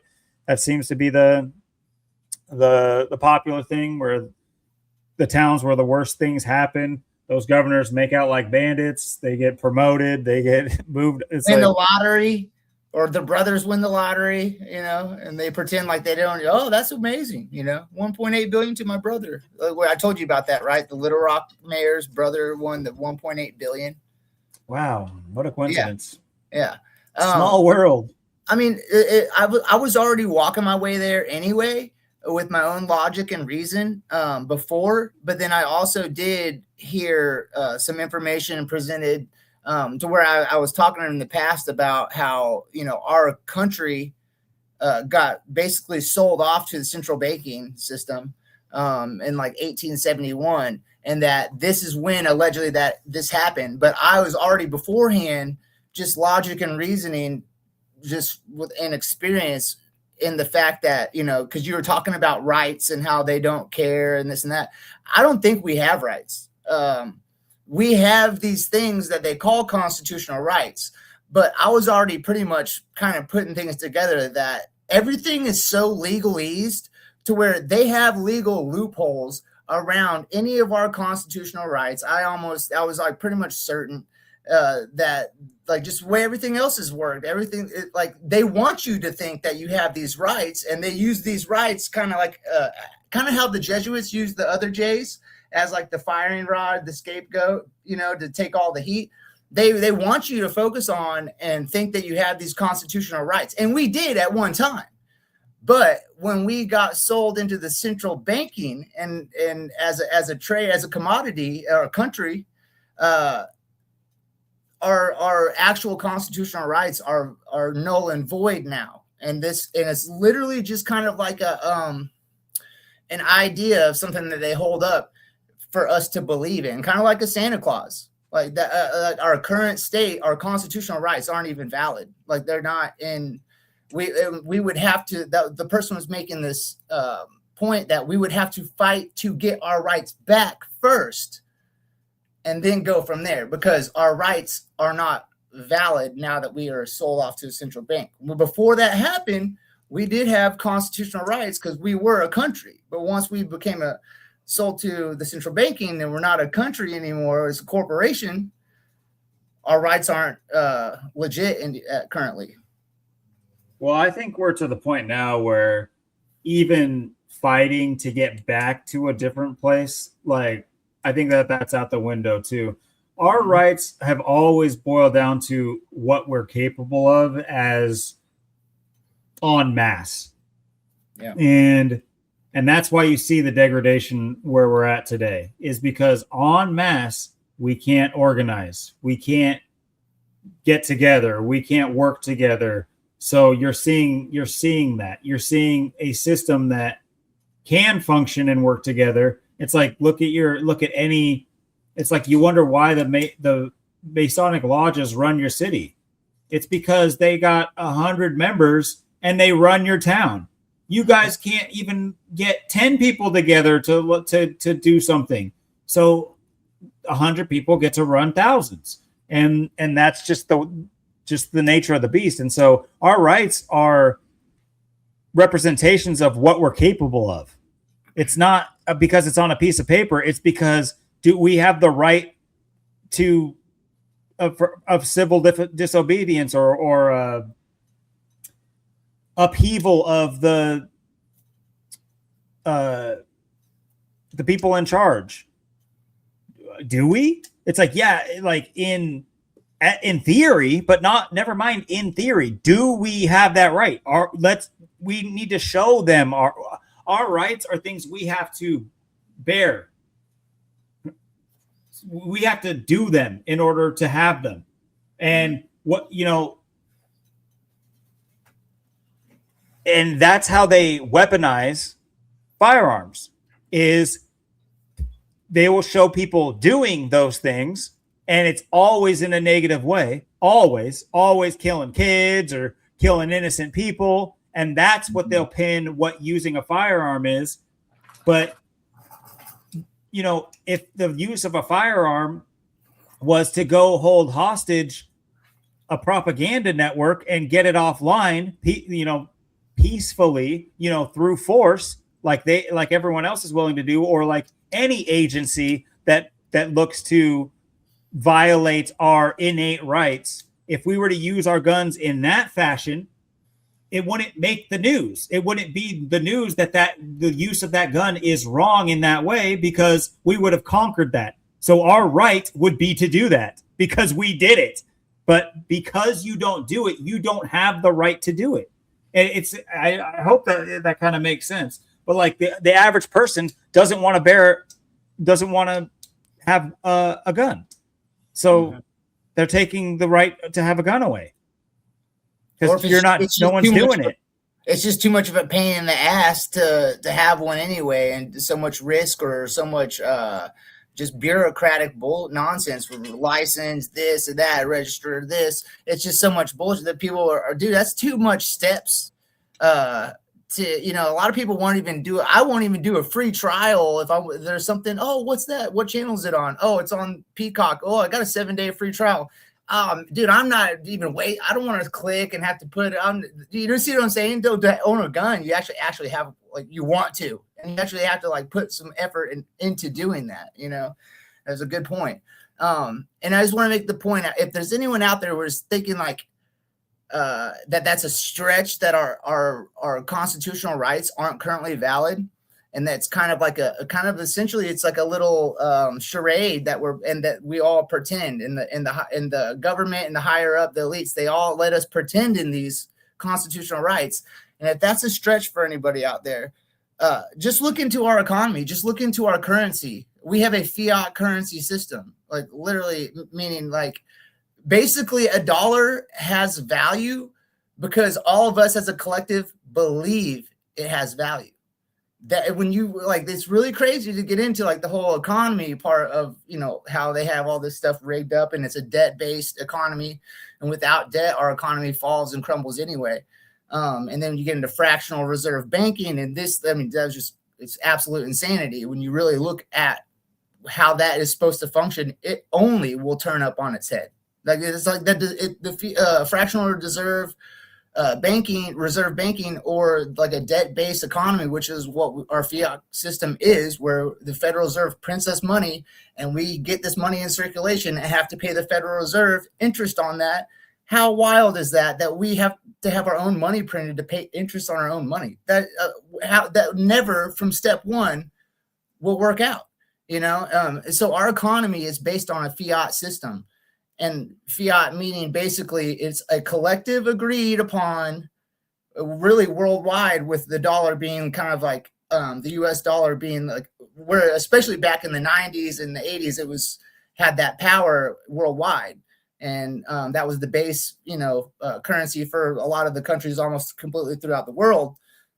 But it's a believed, agreed upon value, and really there is no value. It's just printed. It's just another digit in a database, like online. And if everyone really woke up and knew that, dude, our economy would fold right there just on thought alone, because everyone would realize that there is no value. This is supposed to be a reserve note being backed up by something.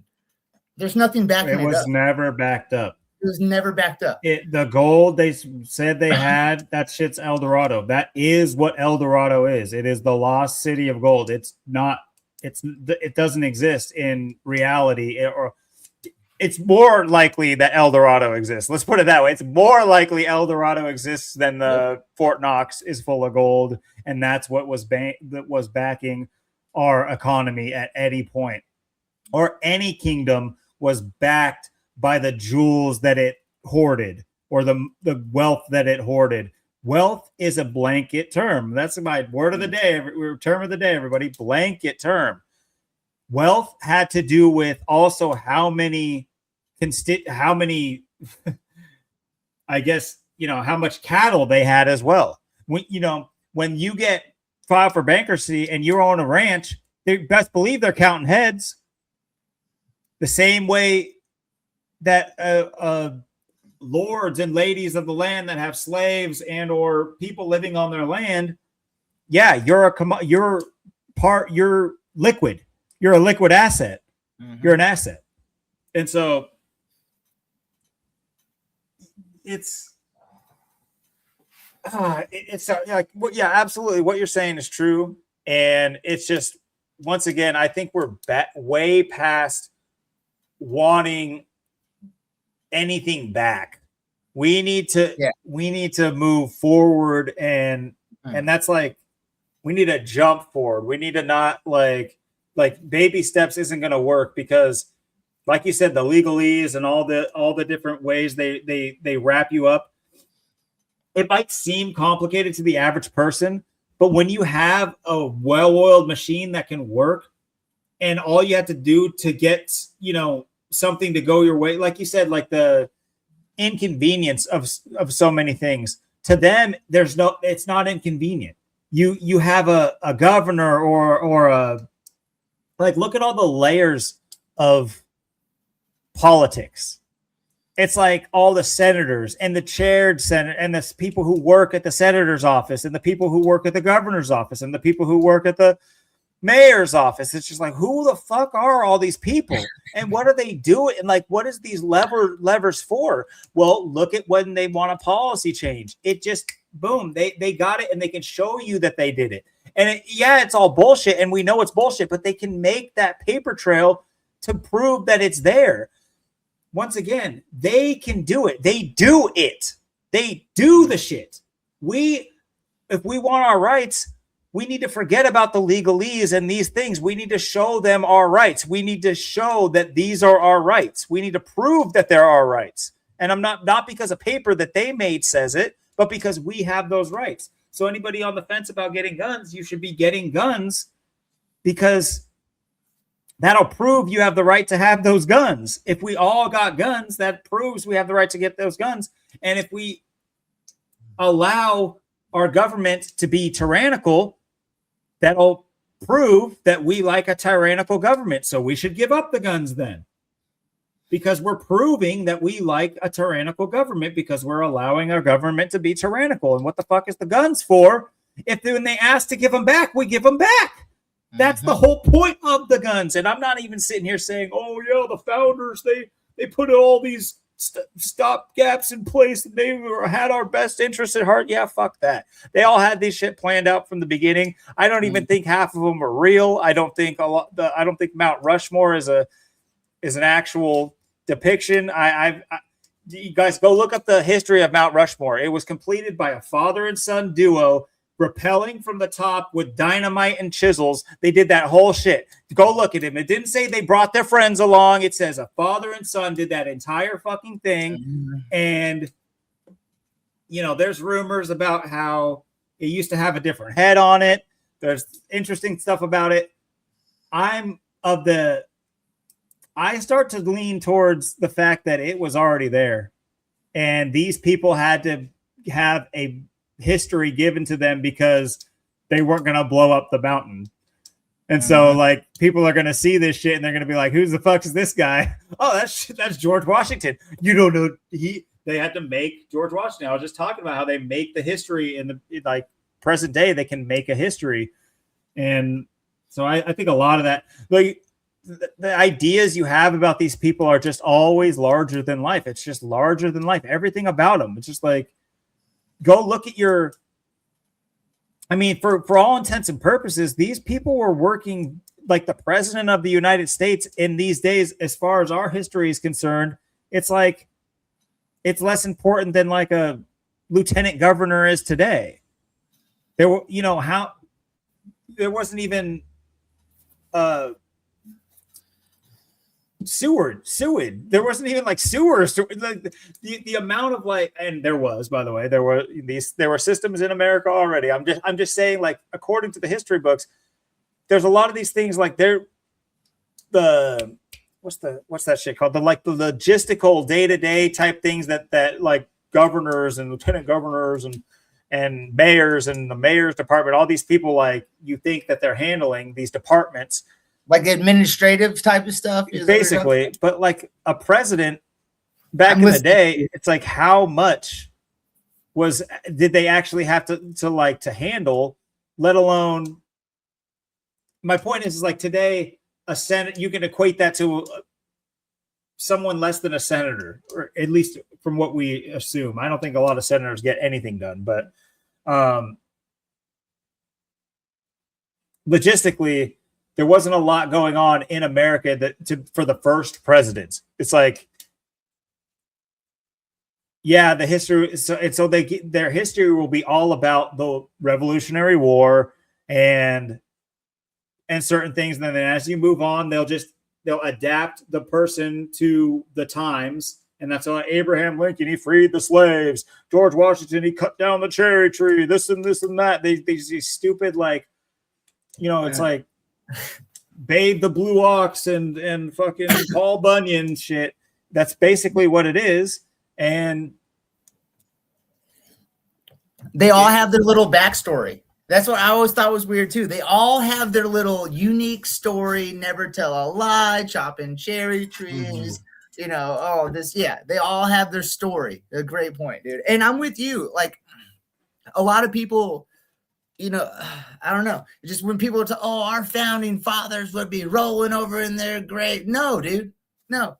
Okay. Like, I think Zach's the first person I learned when I learned the fact that Adam Weishaupt founded the Order of Illuminati 2 months before our country. Well, what else do you need, dude? What else do you need to know? Well, let's roll that over, this political talk. This is something I peeked in at today. Yeah. Just because I just typed in Tennessee news, just because I do that from time to time, especially on Sundays, to see if my boy Byron's got a chance. And me and Austin had talked about that Bill Lee is going to be up. If you guys don't know why I care about, let's give some context before he's like, what the fuck? That was an abrupt change to the show. The Tennessee governor race. Bill Lee from Tennessee, man. I don't know. But yeah, Bill Lee.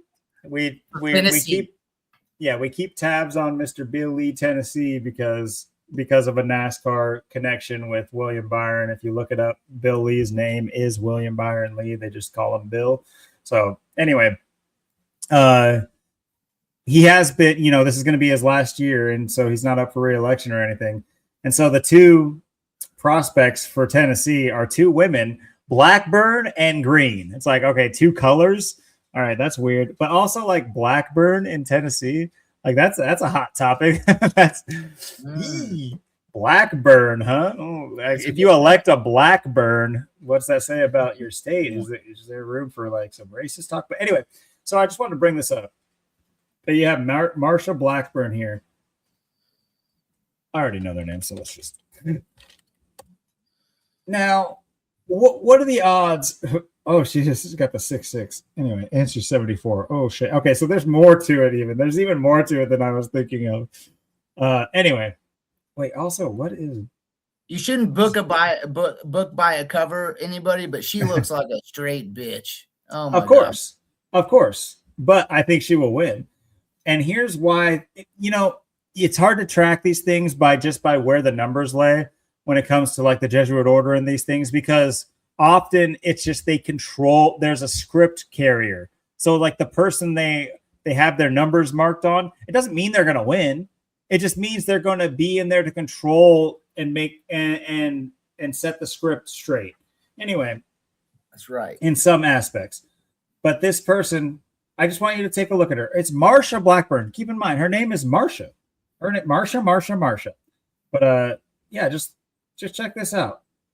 Once again, she gets on the stage and she changes her name. Bitch's name is Mary, but she goes by Marsha. Her middle name or her it doesn't show it as hyphenated, but her faux middle name, she goes by her middle name. Well, what do you know about Mrs. Mary Marsha Blackburn? And why would you want to hide this beautiful name?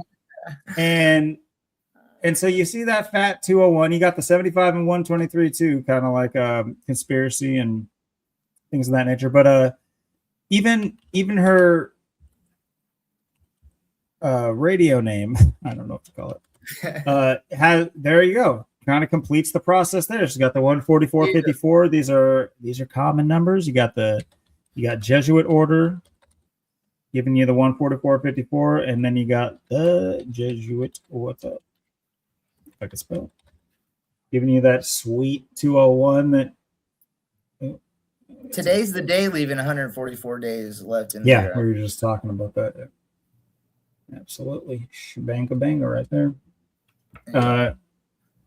So yeah, that's a good point. That I don't know when this was announced, but because I saw it hours ago, or today. So it says over the weekend. So I'm guessing it finalized this weekend, the votes or whatever. But for the Republican nominee, so she just made the Republican nominee within a day. So makes sense that it's solidified on the day, leaving 144 days left in the year. But and I don't know when the primaries or whatever the fuck they're called. Yeah, the primaries are, but or when the actual races when they go against each other. But anyway, point is, like, that's interesting that she like kind of hides her name and she has all these crazy numbers and then so let's take a look at the other chick, Jerry. Jerry. And I can't find her middle. I want to see her birth certificate gender. That's what I'm saying. And I can't find her middle name or anything like that. But you know, I was doing some digging and I was like, the number. I was like, if I had to pick, just based on what I can see from her name, yeah, she's got the 75 and the 33 too. Okay, sure. Her full name, not a whole lot there for what we're talking about. But peep this. You got to go. Where did I find this? Oh, no. I put Jerry Green education. Because I knew that What's-Her-Face went to Mississippi State, the last one. And what do you know? Miss Green went to Georgetown. Uh-oh. So I was sitting there thinking, oh, this is a lock for Marsha. And then I look at this and I'm like, hold up. We got a dark horse in the midst. Dave Chappelle. Gotcha, bitch. Yeah, gotcha, bitch. But what's interesting about this is because this is the Democrat, of course, the green is that, and that all the memes are about that too. Like everyone's saying, I'm going green. Like, it's like, oh, you're so clever. Good one. Trish. Oh my God. Anyway, sorry. But so clever. So it's just that her like stupid tagline is "Go Green this year," you know, because Bill Lee is Republican. They've been Republican in Tennessee for a long time, and so they're looking to change it up. So I would say potentially on the back of how bad Bill Lee was too, like purposefully bad, like not declaring state of emergencies when they're in a state of emergency. There's other scandals that he was going through during his tenure. Nothing that like caught super any amount of attention, but like I said, I peek in on him because of the William Byron connection, and I'll go look at posts. A lot of the time I'm looking at like what he's up to, and so I'll end up on like Facebook on one of his posts about him going to a senior center to talk to people or whatever the fuck these idiots do, and you read the Facebook posts on his Facebook, or at least the governor's Facebook, and it's just like, fuck this guy. We hate this guy. We never liked this guy. It's just Facebook just hates him. And so he has a negative impact on Tennesseans. So you never know. It might swap. It might swap to Democrats this year, and having a Georgetown lawyer be your representative, and I'm sure she'll talk a big game.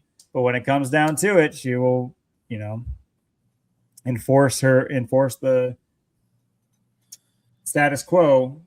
Well, so you said, which totally. But how long has Tennessee been Republican as far as the seats go? How long has it been? You said it's been a while, and they're more red than Georgia is, dude, especially now as of recent. But even, you know, Georgia gets like the reputation for being red, but Tennessee is freaking, it's a certain way, man. Almost you do not want to get pulled over by a Tennessee state trooper. That is just, it's not a good time, dude. It's not going to be productive to your life. Okay. Yeah, it says for 14 years. So quite a while. 14 years, dude. All right. Sure, yeah, just some interesting things. Just, you know, just like looking into who they are and where they went to school and stuff like that. So I'm sure that they were in, you know, Kappa Delta. Theta or whatever. But where I'm at in Georgia, like I'm really close to North Carolina, but I'm also really close to Tennessee as well. It's kind of like the tri-state area. It's like Tennessee, North Carolina, and Georgia. Boom. So, you know, I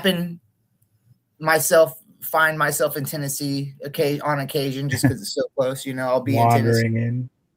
Yeah, for real. Well, go knock on Bill's door, see how he's doing. Drag his ass out and beat his. Hey, you've been quiet, buddy. I'd like to put another guaranteed bet on a NASCAR driver, but you just aren't making any noise. What's going on, bud? Yeah. Maybe if I light your house on fire, I can get a win in NASCAR or something. Yeah, ring his doorbell and tell him I showed up to do two things: drink beer and whoop a Jesuit's ass. Damn, I forgot my beer. Hey, buddy, come on. All righty. Well, so yeah. Hey, can you pull something up real quick? Yeah. I thought this was interesting. So this happened today, right? Mm-hmm. So I'm gonna pull it up.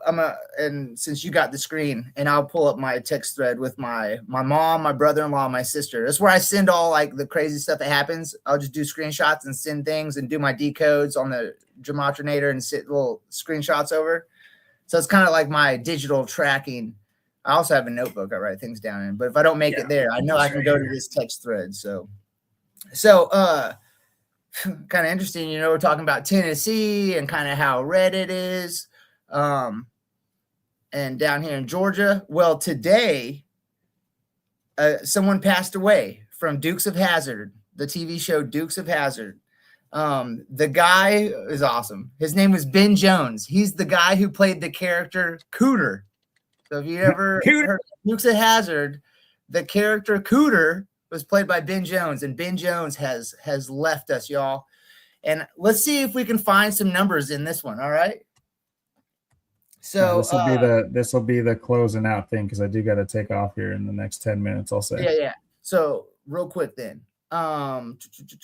He dies in his birth month. That's been happening a lot lately. Right. 21 days. I've already done all the calculations on all these. So 21 days. He dies 21 days before his upcoming birthday. His name Ben equals 21. That one's whatever. But he was 84 years old. That's how old he was when he passed away. He's got the 84 in his name right there.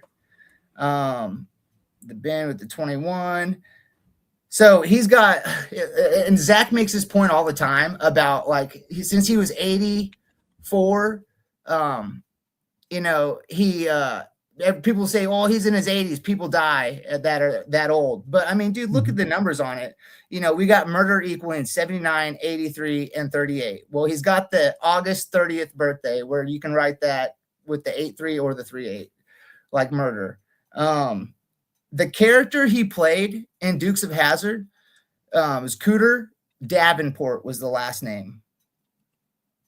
Davenport, yeah. Like the 74-79 connection. You got the you got the 79. And then if you just do Cooter, he's got the 86. Like human sacrifice and blood sacrifice both have the 86 in there. And the 257, kind of like Joe Gibbs Racing as well. Blood sacrifice 257. But also today, Don Nelson, the old NBA basketball coach, he passed away at 76. You know what's funny? At 86, my bad. At 86 is what I meant to say. But also, it was 86 days away from his after his birthday, actually. So, okay, that's very interesting. On the 86 sacrificing numbers today, there's multiple 86 direct. But 86. Phonetically as well, because Don Nelson, he coached Golden State, right? Yeah, he coached it. I remember. I think he coached for the Jazz as well, if I'm not mistaken. He coached for a couple different teams. Yeah, and the Mavericks. That's what I was thinking of, is the Mavericks too. But their star right now is Cooper. I don't like Cooter. And when I saw Don Nelson died, I immediately was like, okay, there's a body for Cooper right there. Mm-hmm. He's gonna be acquiring bodies because he's been made quite the spectacle for the NBA coming up. Well, and to me, it kind of I can't help but just kind of see, are they trying to show you something here? Because Don Nelson, his actual name Donald, and passes away at the 86 years of age. And there's been all this 86-47 going on, 86-47 as far as Donald Trump is concerned. So, you know, his name's Donald. He's got the 86th day of years old when he's dying there. And then look at that. He's got the 48. So if the president Donald is to not make it, the next president will be taking his place, will be the number 48 president. Let's see. He's got the Don too, just Don. Yeah, it's just like seeing, and I didn't even think about it. Obviously, Don Nelson, his name's Donald, but just when I saw it earlier today, when I was kind of messing around with that, you know, putting some numbers in about it, when I saw the Donald, it just kind of clicked. And that fact that he passed away at 86, I was immediately thinking 86-47s. There's just so many stories where they allude to potentially the president not fulfilling the term, you know? Yeah.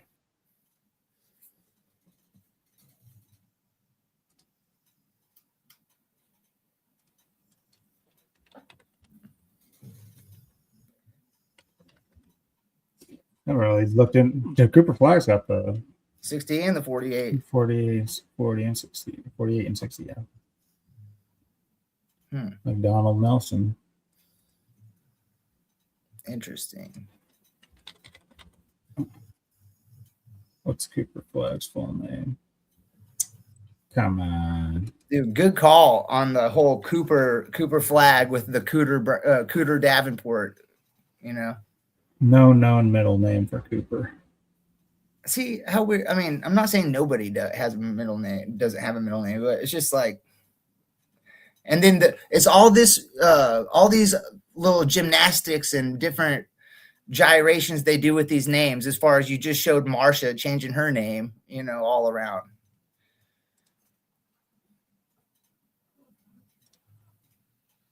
I do like his middle name, Arvid. Arvid, yeah. What the fuck does Arvid I get mean? down. Arvid's a pretty slick name. I like it. Eagle Tree or Forest of Eagles? Huh. And then you're talking about, it kind of makes me think you're talking about Cooper Flag, which Eagle, it kind of also makes you think of the flag, and then Forest, which is the middle name of the fire dude. Yeah, it's funny. I don't know how many people have like Forest in their name, like you know, etymologically. Seems very popular when you look it up to have Forest something. I guess there wasn't much going on back in the day. It's like rock, forest, water. You have something. You got to have one of those. Like my name, Logan, means like log. It means like a downed log or a nurse tree type of thing. All right. That's what, dude. My last name has kind of etymology of tree as well. Wasn't a lot going on. Like Deru's tree, and that's a one of the forms of my last name. I guess that would be the Proto-Indo-European. 130. What is that? Looks so cool. 150. I'll have to remember that. Mavericks has that 38 though. Hey, your Portland Thorns. You were talking about the Portland Thorns. I think was it last week, a couple weeks ago. You were talking about that, and they had great value and a great narrative playing the Boston Legacy tonight. They came in on 28 points or 28 goals and 28 points.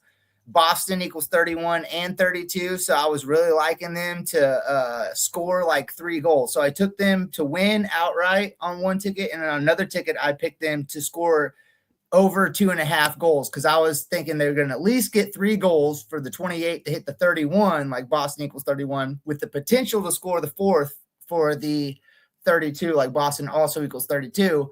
But for a win in soccer, you get 3 points, and they came in on 28, so they got their 31st point against Boston. Boston equals 31 scoring 4 goals for a total of 32 scored on the year. Boston. And they have 31 points as of right now as well. Mm-hmm. Yeah, they had great value. And I thought about you today because talking about the Portland Thorns, I was like, well, shit, man, I'm about to talk with Logan later. I'll have to let her know that Portland, I played them and they came through for it. So that's pretty nice. Good catch. So I'll have to, yeah, I did see that Don Nelson thing too. Or this Don Nelson thing. So I don't know how, I mean, obviously, basketball will be back. This will be, they'll in some way pay tribute to this throughout the season. I don't know if all, but I mean, he did coach the Knicks too. I shouldn't overlook that or anything like that. Yeah, he did coach the Knicks, and the Knicks just won the title. So that's probably something playing into it more. But when you brought up that whole Cooter guy dying as well, I just thought that was interesting with Cooper. The way that they play with these names, man, you know, like I get it. That was his TV show character name, Cooter, but it's just ridiculous, Cooter. But it's just, you know, it means pussy, it means a vagina. So, and you know, Dukes of Hazzard was definitely a version of a back of the day show that was like aiming to sexualize youth. So it's like it did its job for sure. It makes sense that there's a Cooter character. Yeah, Dukes of Hazzard definitely played their role in the degradation of the morals and values of our society, especially, you know, we were making that point earlier. So, and I was talking more 90s sitcoms, which I think is legit, but you know, that's from that TV shows from the 70s or early 80s. 70s, I believe, yeah. You know, we were Archie Bunker and some Dukes of Hazzard, that show. We were already doing a good job of bringing down the moral code. When did this air to? It's 1985. Let's see if I can find a date. Let's see.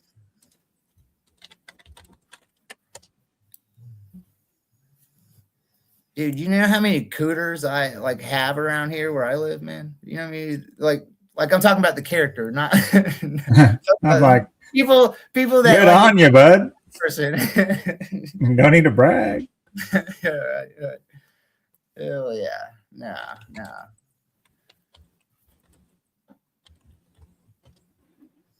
You can't get too many females in the same house under the same roof, dude. That just gets toxic quick.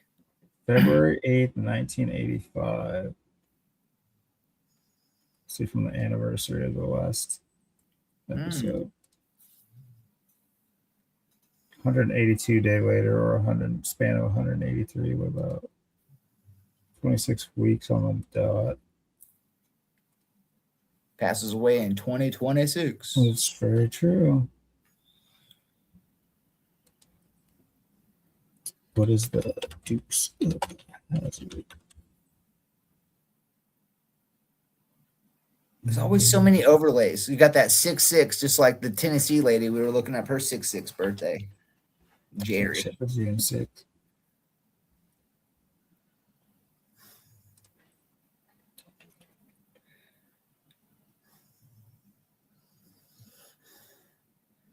You could probably, I don't know if Cooter is in every episode, so it might even be like something more along the last episode he was in, but I do got to take off, so I'm sure there's more to look into here.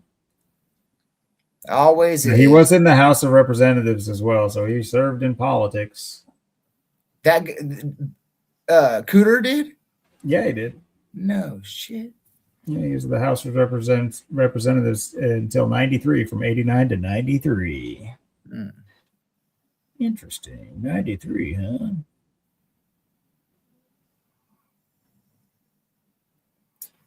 How do you even take somebody seriously that is getting into politics, is coming in and is like, all right, so what's your track record like? What have you accomplished? Oh, I played a guy named Cooter.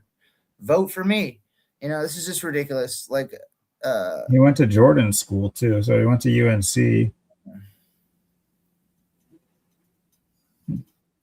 An alma mater, guys.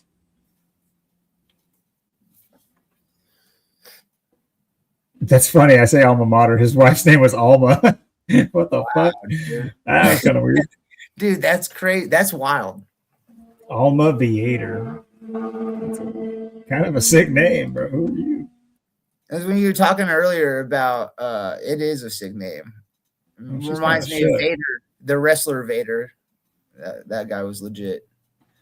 Yeah, but if you looked at her name, like if it was like how it would be on like a call chart, it would be Aviator.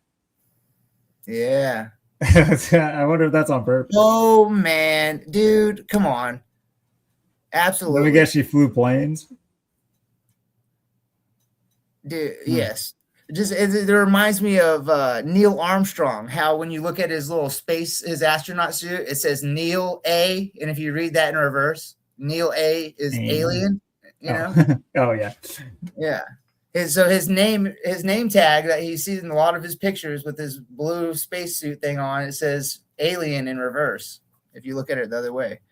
But that's a great point. That it says aviator. That I guarantee you there's stuff with that. She's alive still? She's surviving? Okay. I'm not seeing like a wiki or anything. I'm sure there's ways of garnering information, but anyway, more to look at as usual. But thank you everyone for making it this far if you have, and still keep coming with any kind of suggestions for the show. This upcoming 100th, we should have King Richard on, so that'll be a treat. So we'll see where the episode goes. I know we did get another suggestion for a movie. Did you see that in the comment section? It was for Under the Silver Lake. Or okay. I've haven't seen that all the way through. I've seen parts of it, but the movie's good. It's interesting. I know the plot of the movie. I haven't seen it either. I just know it's funny that that he suggested that too after my whole life. But yeah, it has to do with like the devil and stuff like that. So it's like a weird. Sorry, I'm not trying to spoil it for anybody. That actually might be a spoil because I'm pretty sure that's kind of like the thing. Anyway, I won't talk anymore. Never mind. But it's got Peter Parker in it. It's got Spider-Man in it. Andrew Garfield. I'll watch it, so I'll be ready to. Yeah, I'll suggest watching this with my boo thing, and well, I'm sure that there's a lot to it because I'm just trying to think of what I know of it too. So there's movies like it as well, but I think it has kind of a weird twist ending. But anyway, I think this does take place in California. It has the palm trees right there. I don't think it's Florida. In Los Angeles, what do you know? Oh, the city of angels, as they always like to do it. Anyway, and I mean, just this imagery right here of the like falling backwards into water. I've never talked about that. They don't ever show you that kind of stuff, guys. Don't even worry about that. It's not like a common theme or anything. You know, never. One off, man. I wonder what this face is. You see that? Hold on. I don't know. I was just born with it, man. Out like this, man. Sick of looking at it. Yes, is this meant to be a face in this tree? I hope so. Let me bring it up. There we go. You see that face? Oh, dude, I've never caught that. It doesn't look like Andrew Garfield. I just noticed it all of a sudden. It's got to be a face because it's like the trees don't actually look like that. And dude, that's not the only thing hidden in there. I guarantee you. Now that you just pointed that out, I bet you. I do this all the time with like sports teams logos, like the WNBA a lot too. Every single WNBA logo has symbology in. Of course, I mean it is a symbol. It itself is a symbol of their. Fair enough. I mean, like in the negative space of it, though. I got you. Yeah. I know what you're saying. I'm just saying, like, it's doing its job. It's just a modern version. Everything that is what it is. It's always going to be that way, no matter how mundane it might look. They are hearkening back to something. They always are. That's what it's there to do. That's what these sports leagues are for. It is. It's crazy, but anyway. So yeah, I'll keep that in mind. That's been one of our best suggestions. Absolutely. So yeah, I'll try to do it some justice. If I'm able to rent it on a platform that I can use my computer, I can try to take screenshots and do a proper presentation. If not, I'll take notes while I watch the movie and we'll meet in the middle and just kind of talk about it. At the very least, I'll maybe try to, I don't know, maybe somebody has before and they'll have screenshots of the movie. So maybe I know like Reddit does that kind of stuff where they'll like go over a movie and sometimes there'll be like plots of movies or whatever. And maybe there'll be screenshots I can copy off of. But either way, otherwise we could just explain what happened. But yeah, looking forward to next week. Big 100. And man, guys, aren't you excited? Aren't you excited? That's a big deal, dude. I mean, it's big. Cool. Yeah, it's pretty big. I don't think if you asked me 100 weeks ago, I mean, I guess I don't see why not. It's also weird to think like how much happens in 100 weeks when you're tracking it week by week. I don't think of it like I'm tracking my weeks, but I am. And it kind of like compartmentalizes each week and indexes it, and I remember each week because of this podcast. And so yeah, back when I was living in Portland still, I hadn't even begun to like fix up my house to start moving yet. So a lot has happened since episode 1. And it's pretty cool. I'll be paying homage to episode 1 too. I got a shirt for it. So I'm looking for it'd be cool to have King Richard on, and hopefully Austin can hop on. I sure hope he can. It was good seeing him and hearing his voice on Zach's channel though too, and he's as golden as ever. Everything he was saying was like boom. I was like, yeah, spot on, man. I missed that shit. But that's not to take away from what you bring to the table, my good friend. It's been quite an honor to have you fill in, and it's worked out really well. So hopefully we can just get more minds melding into the mix and just make it even better. But until next week, guys, hopefully you guys can make it for 100. Suggestions, whatever you want to say for episode 100 in the comments, please feel free to email.